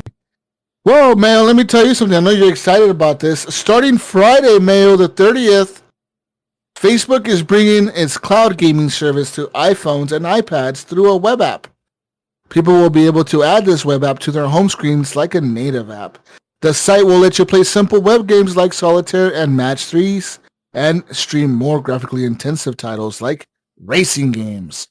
But thanks to Apple's rules, it is unclear how people will even find this app, since third-party developers like Facebook are barred from steering their app users to websites featuring purchasing mechanisms that are not Apple's own purchasing mechanisms. And it's a huge point of friction with not just Facebook, but other gaming companies like Epic that have strongly protested Apple's grip on iOS payments. Facebook's library of web games, which include HTML5-based ones alongside more advanced titles that stream directly from the cloud, use the social network's custom payment system called Facebook Pay to accept in-game purchases. Facebook decisions to bring its game platform to iOS via the web mimics the approach of Amazon and Microsoft, which have also released progressive web apps, or PWAs, for their respective cloud gaming services to get around the App Store. Last year, Facebook complained loudly when Apple blocked its attempt to put games in its standalone app for iOS and said it would look into alternatives. Shortly after that, Apple changed the rules to allow for cloud-based games as long as they were submitted individually as apps to the App Store for review, a policy that Microsoft and others said did not address their desire to release their own gaming storefronts on iOS. So, we've come to the same conclusion as the others. Web apps are the only option for streaming cloud games on iOS at the moment, said Facebook Vice President of Gaming. As many have pointed out, Apple's policy to allow cloud games on the App Store doesn't allow for much at all. Apple's requirements for each cloud game to have its own page, go to review, and appear in the search listings defeats the purpose of cloud gaming. These roadblocks mean players are prevented from discovering new games, playing cross-device, and accessing high-quality games instantly in native iOS apps, even for those who aren't using the latest and most expensive devices. So, yeah. Anyways. Jesus. Yeah. Now, I read through this article. It's very interesting because it brought me back to something I saw a few weeks ago on YouTube. I've been watching that YouTube. So I want to say I am a certified journalist here. I did my homework here. Oh, wow. I really did, because I saw this. Are you certified? I took this upon myself to grab this article, and I was like, oh, you know what? Wow, man, did you hear this? He's certified. Certified, bro. Right. Certified. Wow. Listen to this. Wow. So, this is not the YouTube video. This is the article that I was looking at. But this kind of ties into this. This is a huge data center that's moving forward in Mesa despite Arizona water concern. Now, follow me on this, folks. This has like some drought stuff in here, but it does talk about the data centers are not a responsible use of our water. A massive data center set to be built in Mesa. The city council voted in favor of a controversial development agreement. Critics noted that the huge facility would consume millions of gallons of water as the city and the state struggle with dwindling supplies. AKA the drought. The great mega drought. Doesn't say that in here. The company behind the project has hidden its identity, operating via the Poseidon Reddale LLC. Could Facebook be behind Reddale LLC? I have very serious concerns about our water in Arizona, the mayor said during the council session ahead of the vote. I'll just stop right there, Jesus. What's going on with Facebook? Is this conspiracy shit? Are they trying to build other data? I mean, I understand they probably had data centers around, but why would they build one in Arizona if this is in fact true?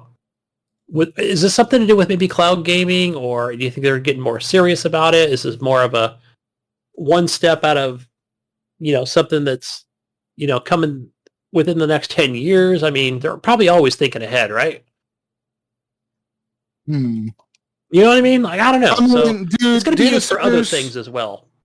The thing about data centers is they're going up around the entire fucking world, and there's never going to be a shrink. We're at a point in technology where there's not going to be a shrink, like a reduction of data centers around the world. They're just going to increase. It's never going to be a lower number, and it's always going to increase. And as far as putting them in Phoenix or wherever the fuck Arizona, like, it's going to happen. It's going to happen everywhere. There's data centers in Oregon. There's data centers everywhere. There's fucking data centers that Microsoft is putting underwater in random parts of the fucking world. They're like, fucking, you seen those where they put the fucking data center? Hey, what about global warming, man? Are we globing the planet up? Isn't like melting ice cubes? What's going on here? I mean, we need to start tearing building. You know what, Jesus? I think before I'd never agree with your whole volcano blowing up with Mother Nature taking it back again. But now I'm like, you know what? I think it's time. He's over here chopping down trees already. Evolution should take, Listen, man, I'm gonna tell you this. I am a firm believer that the world knows when the imbalance gets too great, and it does shit to kill off people. All right? Like, people always wonder, like, why did this fucking typhoon happen? Or why did this tsunami happen? Or why did this earthquake happen at this time? Like, such a tragedy. Yeah, it's a tragedy because people die. Yes, it's fucking sad.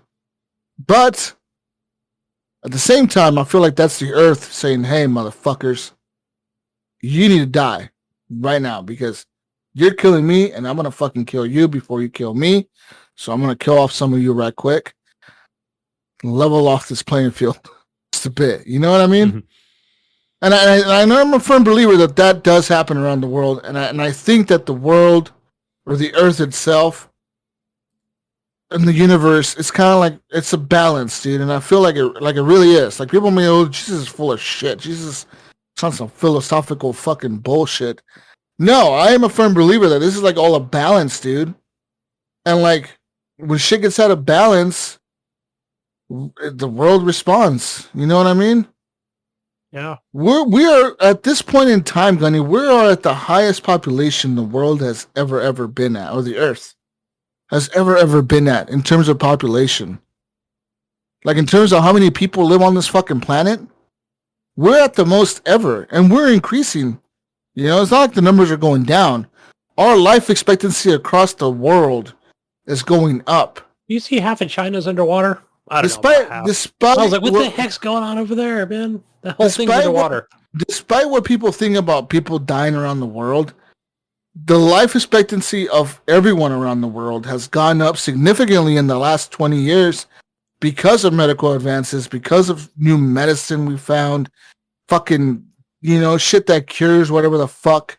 We found all this crazy shit, all this medicine that's increasing our life expectancy, making us live longer. And what happens when people live longer? They have more kids. More kids are born, population grows, earth resources get lowered, and eventually, I think the Earth just responds by saying, you know what? Like, let's fucking kill off a few of you motherfuckers. Let's blow up a volcano over here. Let's fucking earthquake over here. You know, let's rattle you up a little bit. Going on. Let's fucking have a tsunami go over here. Let's have a storm come this way and wipe out this island or whatever. Like, I feel like that's the Earth responding. You know what I mean? Like a balance. Now, did you guys hear about this crazy thing in Dubai? So Mayo, you know how Dubai is full of rich people, motherfuckers, right? Crazy rich people, right? Right. Well, you know what else Dubai is full of, Mayo? Sand. I don't know. Sand, right? What is sand? Why is it full of sand, Mayo? Because it's in a desert, right? Right. Yes. Heat. So it's dry. It's hot. So you know like what? Vegas. You know what Dubai has come up with now? You know what they're doing? Guess. Guess what they would be doing? Out of anything in the fucking world that they could do, what would they be doing? What are they doing, Gunny? What are they doing? Something with water. Something with water, I'm guessing. All right, they're manipulating the fucking atmosphere around Dubai. How? So they're shooting electricity from their fucking tallest building in the world, all those towers they have over there.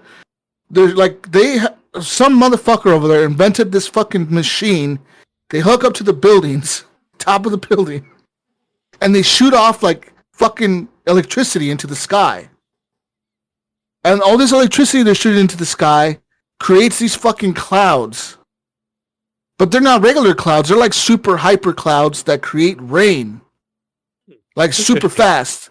It's not like a regular cloud that, like forms normally. These are like hyper clouds. Like they can zap these fucking clouds and make them rain when they want to make it rain. When they want it to rain. Like on a dime. Like they could say, hey, I want it to fucking rain right now. Boom. Turn that fucker on. It is fucking raining like 5 minutes later, Gunny. Alright? Now, this is where I think the shit gets dangerous. When you start manipulating the fucking weather, dude. Because anything we've ever seen in movies and books and shit, right? Manipulating the weather. It doesn't work out too well at the end. Yeah, manipulating the weather is the one thing that you can never fucking control because somehow someone gets too crazy with it and they lose control of it and then it just gets fucking wild. You know what I mean? I'm just thinking like Matrix Reloaded. No, what was that? What was that movie? I'm just thinking of all kinds of shit, like the fucking all kinds of movies I've watched. Like fucking storm everywhere. Yeah. Yeah, that's how this is going to be, dude. Like, these motherfuckers they're manipulating the fucking weather in Dubai to make it rain when they feel like they should rain. So, that's scary. And personally, I think the Earth is going to respond to that. Because I know that, the Earth probably has its cycles, dude. Like, it knows what areas need to be dry and fucking what areas need rain every so often. Just because these motherfuckers decided all to move into the desert and build a fucking city in the middle of the goddamn desert doesn't mean that that's the right spot for a city, dude. You know what I mean? Yeah, like Colorado River. Thank you. Yeah. We'll take some of that. You decide to build a fucking city in the middle of a shithole, guess what? You're fucked up, dude. You should have built that fucking city somewhere else. But no, you know why? Because there's a bunch of rich motherfuckers that live there, Gunny. So they think they can control everything, including the fucking weather. And they're going to fuck up, and they're going to do something stupid, and they're going to cause some crazy mega storm or something. Watch. Like 10, 15 years from now, they're going to cause some mega storm and kill everyone in Dubai. Something stupid's going to happen. Watch. Mark my fucking words, man. It's going to happen, dude. Some fucking mega storm is going to come in. These fuckers are going to zap the clouds and fucking flood the entire city or something fucking stupid. Dubai freezes over. Yeah, that'd be a good one. Yeah, make it freeze over. And it never fucking stops raining in Dubai. They fuck up and like make it rain forever or something. You know what I mean? They can't go back for 50 years or something. Yeah, like we can't return back to Dubai for 100 years. We fucked up the climate so bad. Mother Nature is mad. Yeah. So, like, yeah, Gunny, as far as data centers, it's going to happen. They're going to build them everywhere. It doesn't fucking matter, dude. Yeah. And these cloud games, it's whatever. Like, Facebook claims that, like, 100, how many players did they say? 1.5 million people, Mayo, play their cloud games every month. That's what they claim. That's crazy. I could look at this a couple different ways, right? About my awesome journalistic skills that I used to find that article, but a couple things, right? Because I thought, oh, you got those talking heads on there talking about there's no fucking water in Arizona, there's no water in California, no water in wherever, man, Nevada, I don't care. And they need 110 million gallons a day or whatever the fuck. But maybe it's not the best idea. You know what? Money fucking talks, man. Zuckerberg's going to be in there going, hey, guys, you guys need a brand new school and a new police department, right? Oh, yes, we do. Thank you. We'll just build that right here. Will you just give us all your water? There's your data center. You're going to want your Facebook payment. Maybe they can use this Dubai technology to fucking fly drones around Arizona and zap the clouds and make it rain. They don't got to worry about water then. They got all the water in the world. No more droughts. Droughts are over, guys. You know what, Jesus? I think it's going to bring all the dinosaurs back. It's going to be like rainforest and fucking Arizona. Guess what? Droughts are over, guys. No more fucking droughts. We got drones that can fly anywhere and fucking zap clouds and make it rain. There's going to be a mystic portal that opens up. There's going to be freaking transformers coming out of that thing. Yeah, that's going to, yeah. Good idea, Jesus. These motherfuckers have these fucking drones that can zap the clouds or make it rain anywhere. I mean, might as well fucking have, since there's a big drought over this data center, just fucking have a drone flying over the data center making it rain all day. Then they're going to be like, you know what? Why does it never rain in Oregon anymore? Because you're going to have to move out of Oregon. You're going to have to move down to California. No. We just make more drones and fly them over Oregon. We just have drones flying everywhere, zapping all the clouds all the time. We're all gonna die. We're just doomed. I think as a. I'm telling you, as a planet, we are fucked. We're keep doomed. Fucking with shit too much, man. I'm telling you, it's gonna happen, Gunny. We are fucking dead, bro. We're gonna die. Big volcanoes are gonna blow up everywhere. Big earthquakes. It's coming, and you motherfuckers are gonna be like, well, what caused all this? Hey, well, guess what? You're fucking cloud gaming. Stupid xCloud, fucking Xbox. And Facebook. Yeah, fucking Xbox and Facebook, right, Mayo? Stupid ass Xbox and Facebook. Building all these fucking data centers everywhere, making us put drones everywhere to fly, making rain over there.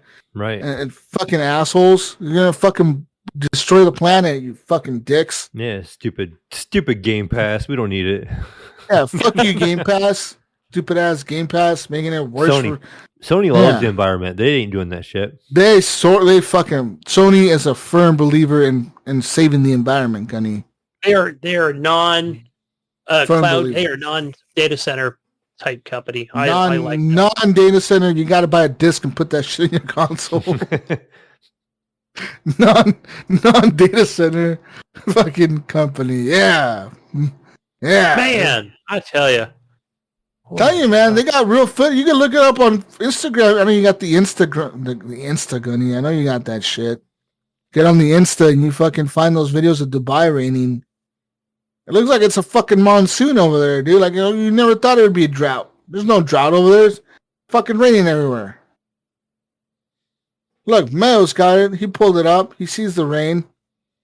I don't know what he just showed us, but he showed us something. No, just showing Instagram. I don't know what that was. So he's got the Insta. He's got the Insta also. Yeah, look up Dubai or whatever. You fucking find it. Speaking of more news, Gunny, Microsoft Flight Simulator is a true showcase graphics for the Xbox Series X and S. That's right. So, Gunny, Microsoft Flight Simulator is one rare true next-gen experience for the Xbox Series X and S. As the platform holder's first title shipping to the Xbox One series of consoles. Various advancements present in the new Xbox consoles are especially beneficial for a title like Microsoft Flight Simulator. So, let's talk about some. Let's look up here. What are the specs? I need numbers here. Oh, here we go. Big numbers here. Okay, here we go, Mayo. All right. The hardware in the Xbox Series X and Series S shine. The flagship targets, so the X targets a 4K resolution at 30 frames per second when playing Microsoft Flight Simulator. Whereas the affordable console, what a way to call this, a hobo console, right? We Right. call this the affordable console, Gunny. Oh, Yes. the poor crap on people my console. It is the Yeah, fucking what is this? This the is like smart a choice I made. fucking offensive to the people that bought this. The hobo console targets a 1080p resolution at 30 frames. So yeah. 1080p. Yeah. Oh, doesn't that like just sound good? My 1440 box that I paid for. Yeah. It sounds like 1080p. Good job, Gunny.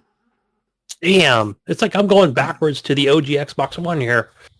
Says the With those Series specs. X and S both surprisingly maintain that 30 FPS target, often exceeding expectations with the visuals. There you go, Gunny. Wow. Wow. I'm gonna 30 FPS. That's Wow. amazing how it holds on to that 30 FPS Wow. in my affordable console. He must be reading an Xbox article from an Xbox site. I am reading that from an Xbox site. This is a Windows Yeah. Windows Central, Central, right? Yeah. It's fucker. Says here, the Series X version currently appears to be pulling significantly higher quality assets. And while not some of the best visuals available, it rivals some of the best experiences on the PC. While the Xbox Series S delivers a mixed results, largely dependent on the geographical features of the location, weather conditions, and other variables. Besides the drop in resolution, there were some points you could easily pass the gameplay as Xbox Series X gameplay. So yeah, wow. I got to come across an article I was finding in the news today too. Also, that they're going to introduce helicopters down the road here. Dude, Flight Simulator is such a cool game. That game is fucking dope, man. More people. I wish they had like multiplayer to that game or something. You know what I mean? Oh, that would be fun. That'd be fun. Yeah. That would be good. cool. Like if you could like fly and see other people flying around, I would always crash into Gunny. I would go crash into your house. Yeah, fuck yeah. Yeah, I want to fly over my house. I just never make it. It's too far, and then I can never find it. Right. We should kamikaze Mayo's place. I try to follow. I try to find my house. I'm like, I gotta follow this highway. Like I'm literally following the highway. Like, okay, I follow this highway, going south. We're flying on the highway. Then I get fucking bored, and I'm like, let's make a left. Let's do a barrel roll. And next thing you know, I'm like flying in a different direction. And Going Highway 15. Now I'm on 99. Okay, where am I? It doesn't matter, right? You're just out there flying. Not completely like gaming related, but talking about flying related, it was kind of funny. I went to this car meet this week, and it was like a straight up Fast and Furious meet. It was like advertised, but all walks of life was there, right? And I was walking around, and I listened. This guy got out a drone, and we were like, "Oh yeah, that's cool." He's like, "I'm gonna record some of this," and blah blah blah blah. And next thing I know, like they were stopping him, and none of them thought about it. But we were right beside the airport. Like the main airport here in Columbus. They're like, they shot that shit down. And we're right beside like his defensive supply center for the government and all that stuff at the airport and all this other stuff too. So it's just flying fucking drones around an airport, bro. Right. That's so illegal. Fucking FAA will fucking come arrest your ass. Yeah. So yeah, he had to put it away real quick. I'm looking for your ass real quick. Talking about where the fuck we see this drone flying around here, motherfucker. Better fucking knock that shit off real quick. That's all I have for news, man. Dead Space is coming back. I saw a teaser for that. Yeah, I did see that was coming back. Dead Space is coming back. You excited for that game? I never really played that. I'm not. It was an okay game, but to me it got kind of old. I never played the first one, but I know now I'm using my inside voice here. That one I hear was really good. I think it was Johnny Don't that was telling me even that same thing, but I played a little bit of Dead Space 2. I probably had a disc or something, and a little bit of Dead Space 3. No, didn't we all play the demo for that, Jesus, when we were on TXL? We all played that Dead Space 3 and was like, yeah, this is kind of cool. But that was it. That was back in 360 generation. It was like, yeah, I don't know. And I don't know if any of us ever finished that game. Yeah, or no even idea. purchased it. It was like a free demo. But Yeah. I fell remember off back in the day early. when I played the first one, and I felt like we played it forever. And we just kind of gave up on it. And I felt like that game was like super long. I just looked up the time to beat in the very first one. And we just did the main story. It's only 11 hours. So I don't know why I thought it was long back in the day. Like, we probably were just wasting so much time. We were like backtracking left and right when we weren't supposed to be. But I don't know. Maybe. But, yeah, we played it. And we played it quite a bit. And then just I kind of got bored with it. Didn't it had the multiplayer, right? Something I only don't ever know played what the that was first one. about. Yeah. No, yeah, Dead Space 3 had the funky multiplayer. Yeah, I don't know. We'll see when it comes out what they got. But either way, guys, moving on here to the console corner, not much has changed from last week, seeing how this is the end of the month for July.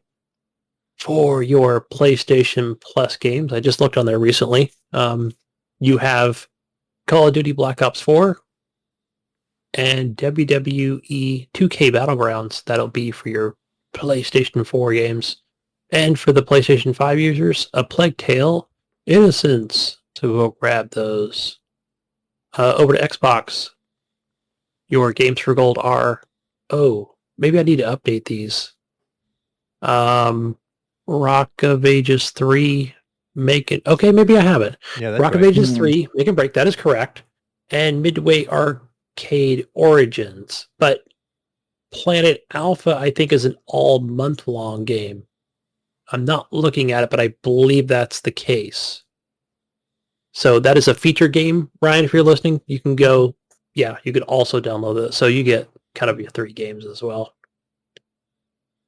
Xbox Game Pass, you have Raji, an Ancient Epic. I think it's a dungeon crawling game. I downloaded it, but have not had a chance to play it.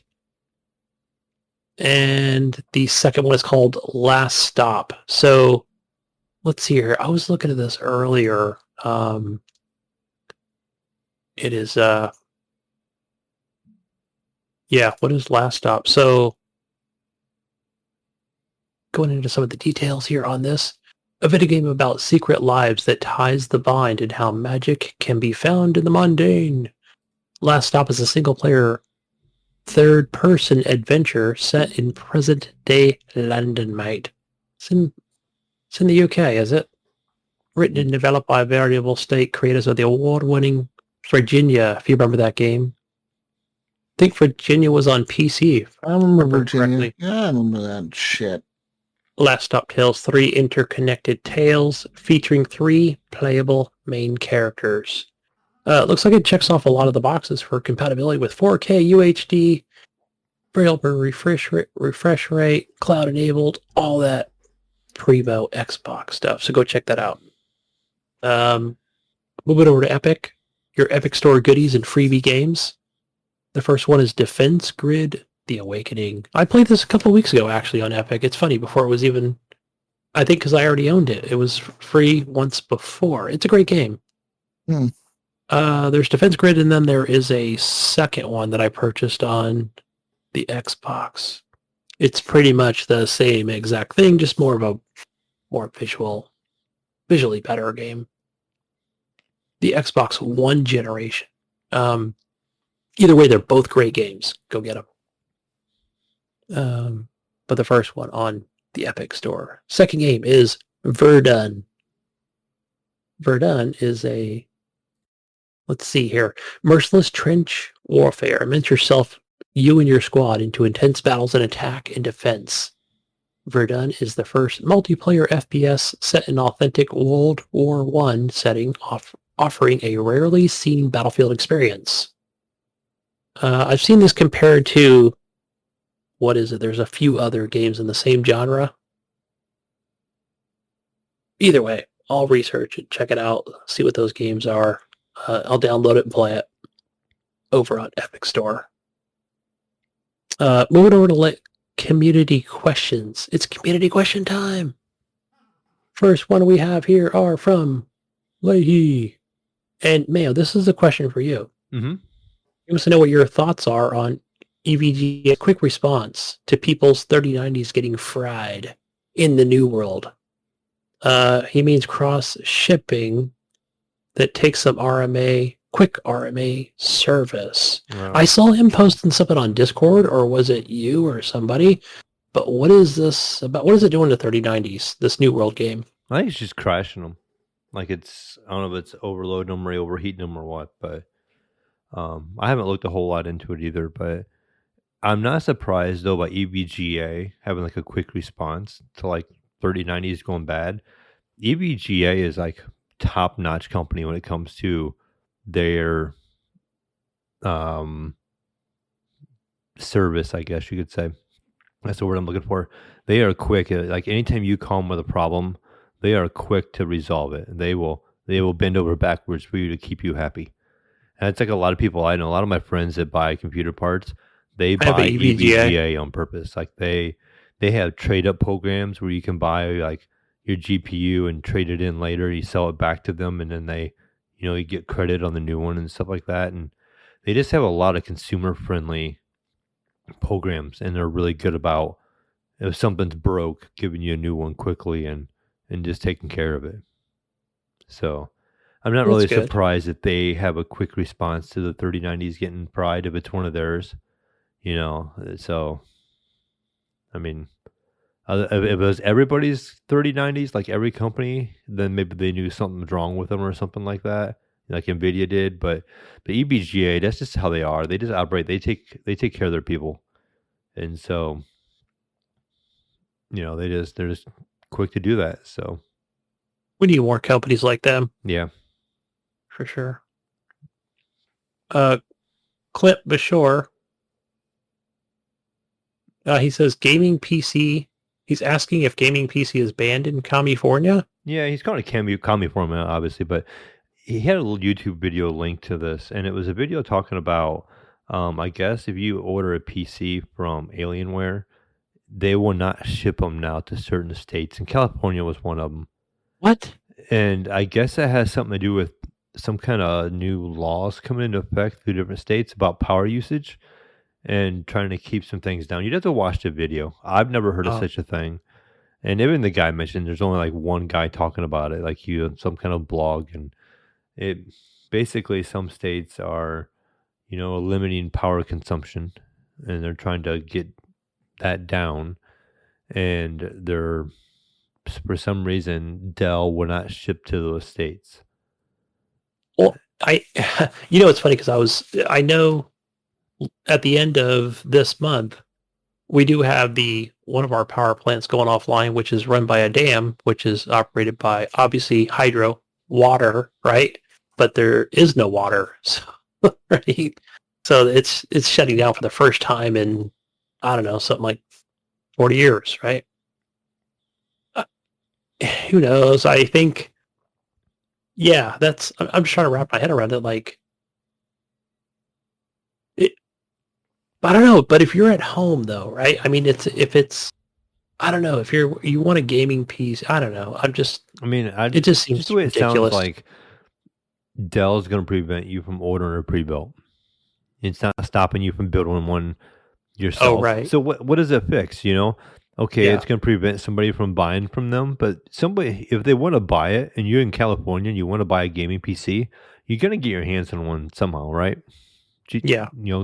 Gunny. Buy me an 800 watt. If you want one, you're going to find one somewhere, I'm going to buy a 1,000 watt power. You're going to go to a different state and you're going to bring it back with you, or you're going to have it sent to a cousin's house that lives in a different state, and then they're just going to deliver it or mail it to you, You know what I'm going to do? You know what I'm going to do, guys? I'm going to build a fucking data center in my backyard. Screw you, California. Take that. I'm going to take all the river water, right? That's how I'm going to cool it. Go ahead and stop me, government. The reason this happened, Gunny, is because back in 2015, the Semiconductor Industry Association made a report saying that if the current trend of technology continues, like in terms of how fast it's becoming more powerful, and how much more power computers are using, that by the year 2040, we're going to outpace how much power we need to actually power computers and technology, and actually how much power we're making as a country. You know what I mean? So saying in the U.S., we can only make so much power, like because of all the plants that we can build, and like nuclear power, coal power, green energy, or whatever the fuck. We can only build so much of whatever, right? So we only build so many plants of power at a time. So they're saying that if we keep doing this, we're not gonna have enough power to power the fucking country or the states that we're in. So a few we states can go to all electric cars right now. Yeah. but a few states like California, Colorado, Hawaii, Oregon, Vermont, and Washington have all taken the stance of saying, okay, we're gonna put these laws in place to kind of put like a dent into this power usage or whatever to lower the power consumption of the state. So I definitely see. In 2018, phase 1 of the California Energy Commission fucking implementation or whatever went into place. But as of July 1st, 2021, which was this month, Tier 2 implementation energy efficiency standard went into effect. This included desktops, AIOs, which I don't know what the fuck that means, and mobile gaming systems was put into effect. That will cover some of the Alienware Aurora R10 and R12s that are being sold by Dell and Alienware. And according to this, in a couple months, according to this, what does it say here? Oh, come December of this year, Tier 3 is going to go into effect, Gunny. And this is going to affect computers with high-speed network capabilities, which is like every fucking computer. Yeah. Multi-screen notebooks, notebooks with cyclical behavior. I don't know what the fuck that means. Maybe you can rotate them or something. And monitors with high refresh rates. So apparently these are going to be stopped being sold. So probably my 165 hertz is going to be banned, but I'll be illegal. Yeah, you're going to have to sell that, Gunny. You're banned. I'm going to have to get my 1440p. Me too, because I'm in Oregon. Yeah, the fucking Oregon. Fucking goddamn it. Even better reason to move to Ohio, guys. Goddamn it. This is fucking hippy dippy bullshit. See what I mean, man? I'm telling you, man, we're over here. Rich people in Dubai are zapping clouds and shit, you know? Right. And we're over here crying about using a high refresh rate monitor. You got motherfuckers zapping clouds on the other side of the world. They're literally flying drones and zapping clouds. And you're over here talking about we don't have enough power. These motherfuckers are using drones with power on them to zap the clouds, motherfucker. Right. Why don't you just take their take their power from them, Gunny? America needs to invade Dubai and take their power. That's what we need to do. I think we need to go to Ohio, Jesus. Maybe we can use some kind of cloud sucking machine and pull it over this way. And I'm going to take some big trucks and drain every lake, river, and pond in Ohio. Bring it back to California, so I could buy a new gaming PC. I don't have to worry about it through regulations. This is not about water, Gunny. This is about power, Gunny. All right, listen. But it takes water to make power for some of us in California. Motherfucker, you listen. The Natural Resource Defense Council, okay, projected that the California standards that you guys are introducing, it will save more than 2.3 billion kilowatt hours of electricity each year, Gunny.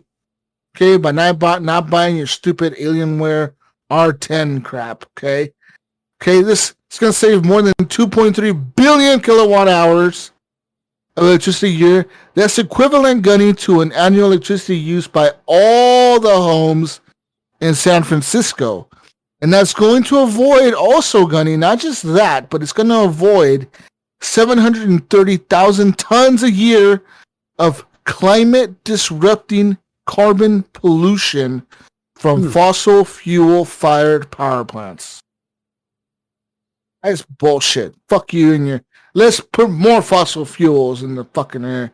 Fuck the air. Listen, man. No, Jesus, America, we do not make more pollution creating electricity. God damn it, The cars that are electric are way better, cause way less pollution because they don't make any smog. You know what I did, Jesus, this weekend? Remember we talked about this? Maybe we talked about it in private chat, where I drilled holes into the trees and then I poured the poison down the hole to get rid of the trees. What are you doing, killing trees? Yeah. He's out there killing trees. I told him earlier in the show, Jesus, he's the reason the price of wood's going up so high. Yeah, fucking 2x4s are like fucking like $20. They went from like $20 to like fucking $70, $50 a piece. Told him a pack of toothpicks went from like 99 cents to like $12. Yeah. I say we cut down all the trees. Then there won't be a lumber shortage. Listen. As a country, America is the leader in pollution reduction. It really is. Compared to the fucking world, America, for the size that it is and as much shit as we have here, we don't pollute as much as other countries do. Look at fucking China. Fucking China doesn't give a fuck about any pollution. They fucking pour shit into the ocean. They invented mask wearing. It had nothing to do with the virus, did it? Yeah, literally. They would wear masks because their fucking smog is so bad over there. Terrible. You know what?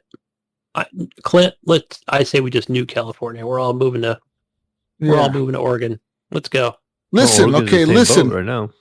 Last time that people looked at China's emissions, Gunny, like their greenhouse gases and shit. Okay, listen, motherfucker. They alone, just China, not anyone else, just China, Gunny, exceeded the United States, the UK, France, Canada, Mexico, Germany, Russia, Egypt, India, Japan, combined in greenhouse gases. Just China alone exceeded all those countries. That's why by themselves. We don't make anything here. They exceeded everyone. Combined. I'm not saying like, they exceeded the US, and then they also exceeded the UK and Canada and Mexico. No. All these motherfuckers were combined, and they're like, okay. They're like, all the fucking pollution you motherfuckers make all together. And then we look at China, and then China's like, fuck you. We don't believe in anything. Yeah. I don't believe in any filters or any fucking carbon scrubbing filters or anything. Gloves, safety helmets, poison. They just, whatever. Those guys. Listen. The Chinese president recently said he made a pledge that China's emissions are going to peak. He said they're not going to reduce. Okay. He didn't make a promise that they're going to reduce. He made a promise that they're going to increase and reach their highest, Mayo, on the year 2030. That was his promise. Hey, guys, we're gonna pollute the earth even more until the year 2030. And then when 2030 comes, then we'll decide to decrease. Makes sense. It's almost like you know what it reminds me of, Jesus? Yeah. Playing City Skylines when you lay down your waste pipes, right? And you got to get it to where the water direction is. Okay. You know, the arrows are pointing a certain direction because when it gets worse, it's got to go somewhere. All that dirty pollution water. Yeah, that wastewater needs to go somewhere. I can see that happening. 27% of the world's emissions. It's going to India. It's going to Nepal. 27% of the world's, the entire planet's emissions come from China. 27%, that's more than a fucking quarter, come from one country, Mayo. One country. Second place is the U.S. How much do you think the U.S. does compared to China in terms of emission? I don't know. They have 27% of the Earth. What is it? They have a 27% of the entire Earth's pollution is coming from China. I'll see where. What do you think? Oh, you're a little 7. low there, man. That's a little low. That's a little low, guys. All right, we're at 11%. U.S. is 11%. India is at 6.6%. And everyone else is like below that or whatever, I guess. Still.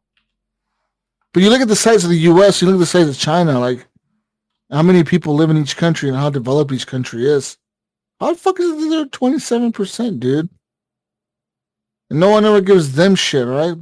But over here, we're passing stupid fucking... Well, there's nothing we can do about it.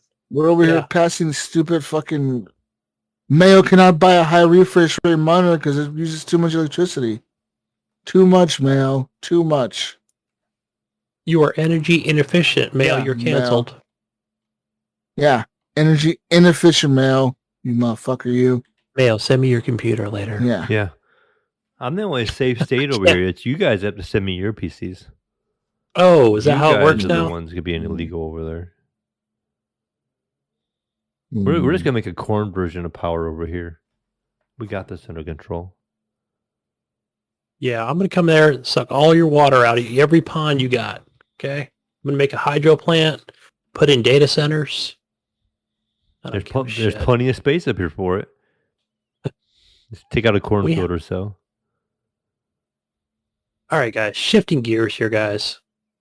We're just kind of wrapping things up here. Does anybody have a good poem? Brian Tulp Jr. wants to know if anybody has a good poem to help pick up the opposite sex. Any good poems? Good poem? Yeah, poem. Aren't you the poet, Jesus?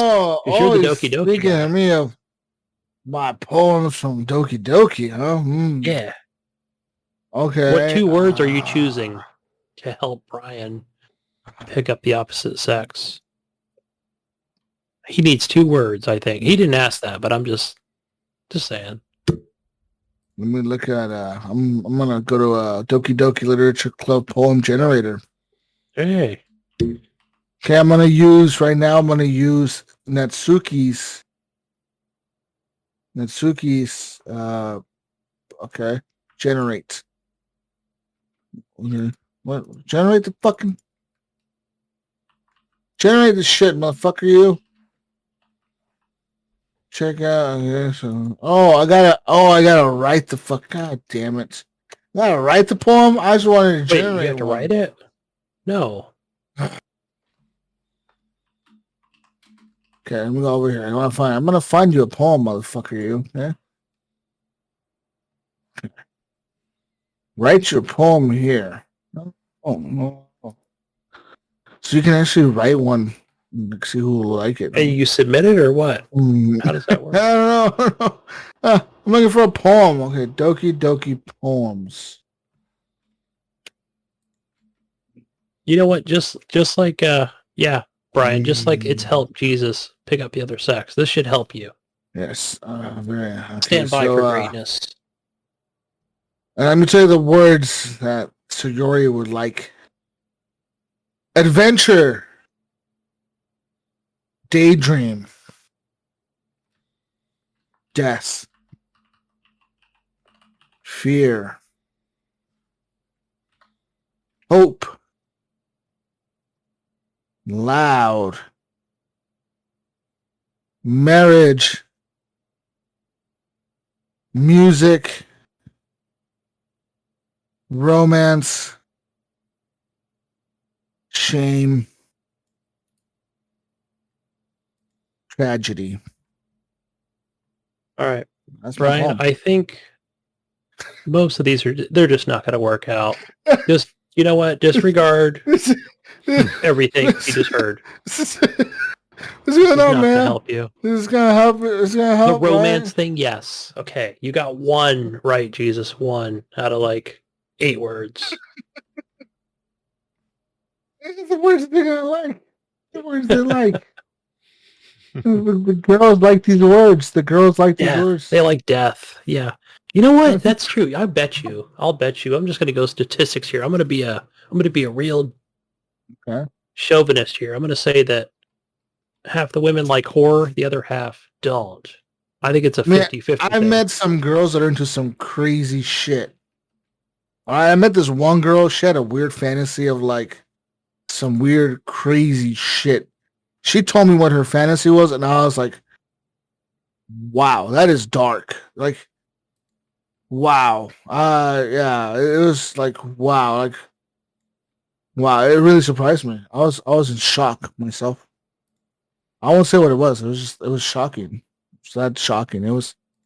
Jesus was in shock. Damn. I'm saying some people are into some dark shit, and it's usually girls. They're into like serial killer shit. They watch those like true crime shows. My wife likes those. Every woman horror. watches that shit. Why do they watch people die on? The wife killed her husband by stabbing him 50 times in the chest, and then she got away with it. Yeah, like, fuck Until all that. now. Yeah. Who the hell watches all that shit, bro? Like, I don't like watching that. You like watching that, Gunny? No, I do not. Man, I'm over here watching like I'm like, I'd rather go play a good video game than Yeah, watch that stuff. I'm watching like Doctor Who and shit. You know, man, I'm watching like There you go. motherfucking. I'm watching motherfucking Rick and Morty and shit. Oh, there you go. I love Rick and Morty. Yeah, I need You to know? catch up. Second episode. I'm There's watching a guy at my fucking- work that listens to unsolved murder mysteries every day at work. Podcast about it. Yeah, I'm like, I don't know I mean, how there you was could possibly do there that. was a really cool podcast that I used to listen Some of to those are good. called Generation Y, and these two dudes, and pretty much they don't go through unsolved mysteries, Mail, but they pretty much go through like murders, and they'll talk about like a murder, and they usually go through like the entire thing where like they'll be like, oh, okay, during this night, this family of 5 were hanging out at home, and all of a sudden somebody broke in and stabbed the dad and raped the daughter and fucking whatever. And they'll talk about all this shit, but they usually talk about like what happened to the killer, you know, like oh, the killer got convicted and sent to prison. But sometimes they do talk about like unsolved murders. Like they'll be like, oh, this one was never solved or whatever. It was still an open case or whatever. They'll talk about it. But yeah, I'd be surprised how much shit people get like how many murders people get away with. I'm like, how the fuck how do you get away with that? Like all this fucking DNA evidence and shit, like they got away with that. And a lot of them are like real fucked up. Like a lot of them are like real dark murder. Like there was one of this guy in Texas, man, big Texas. Mm-hmm. This dude, okay, like he was in the middle of a fucking like a farm area, like in the rural areas of Texas, like in the middle of nowhere, with little cell phone service. And he called 911 and he was like panicking, dude. He was like freaking out, like panting, like breathing heavily. You could hear him in the 911 call. And like in this part of Texas, like it's country Texas, like it's not big city Texas, it's country Texas. So the 911 calls apparently went to like a care home that was nearby there, like an actual fucking like an old people home. So they had like people that worked at this old people home answer the phone as 911 operators. Really? So this lady, yeah, it's like this like nurse fucking caregiver lady that answers the phone, and she's the 911 operator, and she like answers the phone, and she's like, "Hello, 911," and he's like, "Hey," he's like, "I need help. I need help. One of the deputy is chasing me." He said the deputy was chasing him, and you can hear in the background like 2 guys screaming at him or something, and you're like a gun go off, and he's like yelling like, please send help, I didn't mean to, he said that I didn't mean to see that. I didn't mean to see that, or I didn't mean to like run into that. Like he said, he pretty much in the phone said that he ran into these 2 dudes that were at a bridge and he saw something that they were doing there. And apparently they chased them because he saw them do something. Yeah. And they were chasing him to the field. And he was telling the operator, like she was like, "Where are you located?" And he was like, "I'm running through a field. I don't know, like a farmhouse or something, like a cornfield or something." And she's like, "But where are you?" What? He's like, "I'm off of whatever road or whatever." And she's like, "Well, I'll send the deputy out there, but you know, like, what are you nearby? Are you near a house?" He's like, I don't know. I'm fucking," like he was lost. It was like midnight, dude, like 1 a.m. or something. And crazy thing is they never found this dude. They never found his car. Wow. They never found his body. They never found anything about him. He just disappeared since that day. And the 911 call is the last thing his family has to hear of him. And all he said was, I ran into this cop and this guy. He said it was a cop. He's like, I ran into this cop and this deputy and this guy that were doing something on a bridge. Like dumping a body or something. He said something weird like that. Like it kind of like scrambles out when he says what they were doing. Like the shit kind of cuts out. He's like having bad service or whatever, bad reception. And he's like, and like, fucking, like, they're fucking chasing me. And you could hear somebody you could hear him like running. He's like running through something. And like, you hear like somebody in the background screaming at him, like, fucking stop, like, and you hear like a gunshot go off. And the dude is like screaming, like, fucking send help, send a cop out here. I need cops. I need everything. I need cops. I need ambulances. I need everything out here. He's like asking for help, and the lady's like, well, where are you? Where are you? And like, they just never found him, dude. And that shit's scary, man. That shit happens, dude. Wow. Like, that was like a recent one. That happened like in 2020, like, fucking, it was like not that long. It was like 2014, 2013. It was like really recent, dude. I was like, that's scary to think like some 911 operating systems are like on some old school shit like that, like where fucking shit gets routed to a care home. Yeah. What the fuck? Town's not big enough, my friend. Yeah. All sheriffs go home. Yeah. Pretty much is what happened. Yeah, the town's not big enough, like. So them cops hid the body. They got him. They hit I'm him. thinking he ran into like some cop doing some shady business with whoever, Yep. And he wasn't supposed to see that, some drug deal going down or something, dirty money changing hands. He saw some shit he wasn't supposed to see. And the fucking cop chased his ass down and killed him. And they probably fucking buried his body somewhere out there or something. Yeah. Fucking drove his car away and chopped that motherfucker, took that fucker apart and some pieces everywhere. Damn. Yeah. And then you figure whoever, let's just say if it was a deputy, police officer, whatever, like they were probably off duty. Yeah. Right? Not working. Yeah. Yeah. So they couldn't be like, hey, who's working tonight? Yeah. Oh, I was at home sleeping. Yeah. Oh yeah, I was at home sleeping. Yeah. Yeah, but it was like a weird creepy call, man. I guess like you could the crazy thing is you can like look these things up on YouTube and listen to these calls and you're like fuck, that's scary, dude. Like to think, and this dude was like some dude coming home from work or something. It was like 1 a.m. or something. He's coming home from work and like he saw this shit on this backcountry road. Like, nobody out there but him and this cop and this other dude. Nobody knows who it was. That's some shit Mayo went into out there in Ohio. That's what it reminds me of. It's something you run into in Ohio, man. Some Ohioan shit going on out there.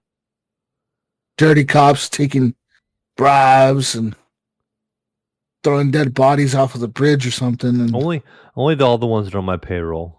Yeah. Anyways, what else is next, Gunny?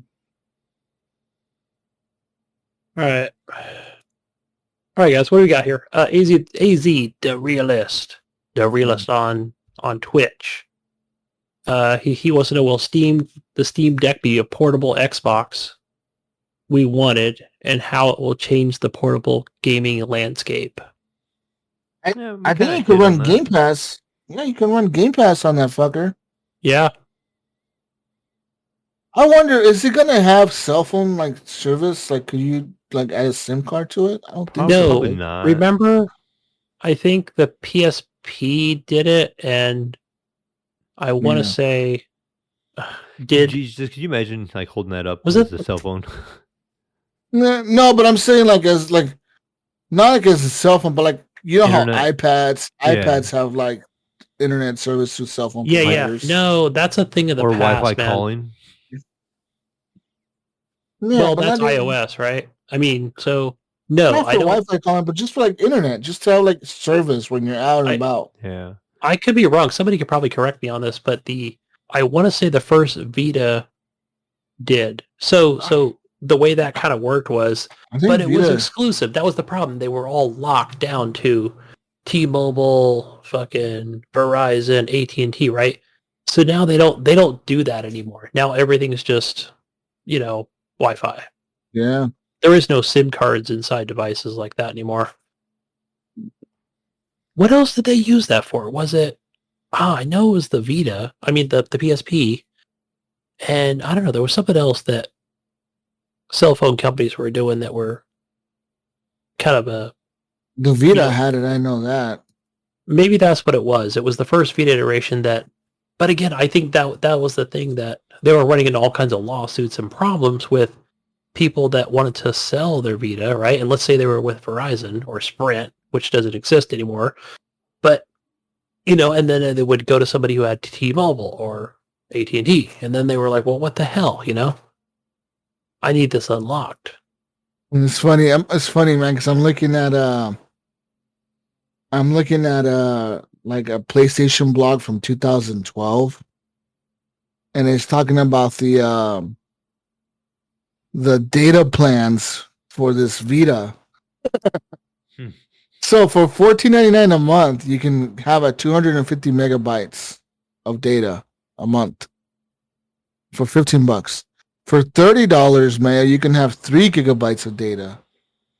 For 5 gigabytes of data, you'll pay a whopping $50 a month. Jeez. Yeah, so you figure Wi-Fi didn't exist at the time. Not really. It did, but it wasn't. This was in 2012. 2012. And it says here for international travel. If I travel internationally, will my 3G unit still work? And it says the 3G Wi-Fi unit will still be able to pick up a 3G signal when outside of the country. However, additional data packages will need to be purchased in order to use your data during these scenarios. So, you can purchase these data plans. So, for $25, you get 50 megabytes in over 100 countries. For $49, you get 125 megabytes. For $100, you get 275 megabytes. And for, $200, Mayo. $200. You get 800 megabytes. You don't even get a gig. Wow. Damn. Wow. That's such a fucking robbery. Highway robbery. Holy fuck. This is not even 4G at the time. This is 3G, dude. Like, you know what that reminds me of, Jesus? That reminds me of, Mayo would remember this, but it's probably before your time. But I remember when I was a kid, maybe not a small kid, but when they started coming out with, you had your cordless telephones, right, at your home, which they had the caller ID, and then they had little caller ID machines that you can buy too. Like, let's say you didn't have a phone that had one. Mm-hmm. Oh yeah, there was like a million different features, 3-way calling, all these different things that nobody fucking ever used anyway. But before you knew it, your bill was like, $110, like a cell phone bill. Yeah. Yeah. You had to call old Pacific Bell and go, hey, Ma Bell, remove that shit. I just want to use it to call my buddy. I remember as a kid, man, my parents, we used to go pay the phone bill, right? Because back in the day, everyone used to pay bills at the fucking bill place or whatever, like the fucking gas place or the power fucking, right? The fucking power place or the phone company place. Go to Western Union. Go to Western Union. We would go to the Sprint place to pay our house phone, and it was a Sprint phone. It was funny because Sprint, you think about Sprint, they went to mobile, but it's like a Sprint phone. And I remember I used to go in there and I used to fuck with all the phones because they would have like all these fucking phones on display, all these house phones, different types of house phones on display. And I remember they would be like $100, $200 for this fucking cool phone or whatever. Like all this shit that you could fucking play with. I used to fucking play with all of them. This show is fucking crazy, man. It's back in your guys' time. Yeah. We were thriving at that. Yeah, exactly. Yeah. We had those voice recorder machines for yeah. voicemails. Remember those with the little tapes? Yep. Little cassette tapes. Rewind them and record over the old one. Yes. Jesus. Funny. Good times. Crude stuff. They're all relics now. You know what, guys? I think it's the end of the show. I'm calling it a night. Okay. You can find me, the certified journalist, or over on Xbox and Steam as gamertag Gunny Chief. What about you, Mayo? Oh, you can find me on Discord, the Xbox, and on Steam is pretty much the Mayo or the Mayo 1. And then, you know, Origin and all that fun place. What about you over there, Jesus? Thanks for stopping by, Jesus. Yeah, find me on everything else. JesusWalksAlot. Also, yeah, I'll be playing some games this week. Go find Ryan over at Gib8777 on Xbox. Mostly just getting it on there, so just find him on there. But yeah, let's get some games going this week, guys. I want to play some fucking games. Yeah, I'm actually on vacation this week, so I do have some running to do, but I will be available some. And GTA 5. What? I have that. Okay, yeah, he's been playing that, so we need to get on there with some community stuff. I have it on the. You have it on PC? Yeah, I do. I've had it for a long time on PC, so yeah. Yeah, I think we got it at the same time, Jesus. GTA 5? Yeah, it was like a long time ago. Mm-hmm. Anyways. Peace out, Brussels sprouts. Peace out, Brussels sprouts. We'll catch you on the next week's edition of the Horrible Gamers Podcast. We're out of here. Bye. See you. Bye. I would say good night, but maybe it's daytime where you're at. Maybe it's a daytime thing. I don't know. You could be in the Netherlands, or maybe you're in North Korea. Bye. Australia. Maybe you're in China with all the pollution. God, make a difference. Ohio with all the corn. No. Yeah. Or in Oregon and California without the cool PCs because there's too much energy consumption. Too much power consumption. This you know podcast what? I blame consumes, you. This podcast consumes Tesla too much people. power. It's this Tesla people. They're doing it. They're killing us all. Asshole Tesla people. Tesla people and the government with lasers. My fucking drones that shoot electricity into the sky that are controlling the weather. Yeah, it's happening. Read about it. Read all about it, Mayo. Bye. Later.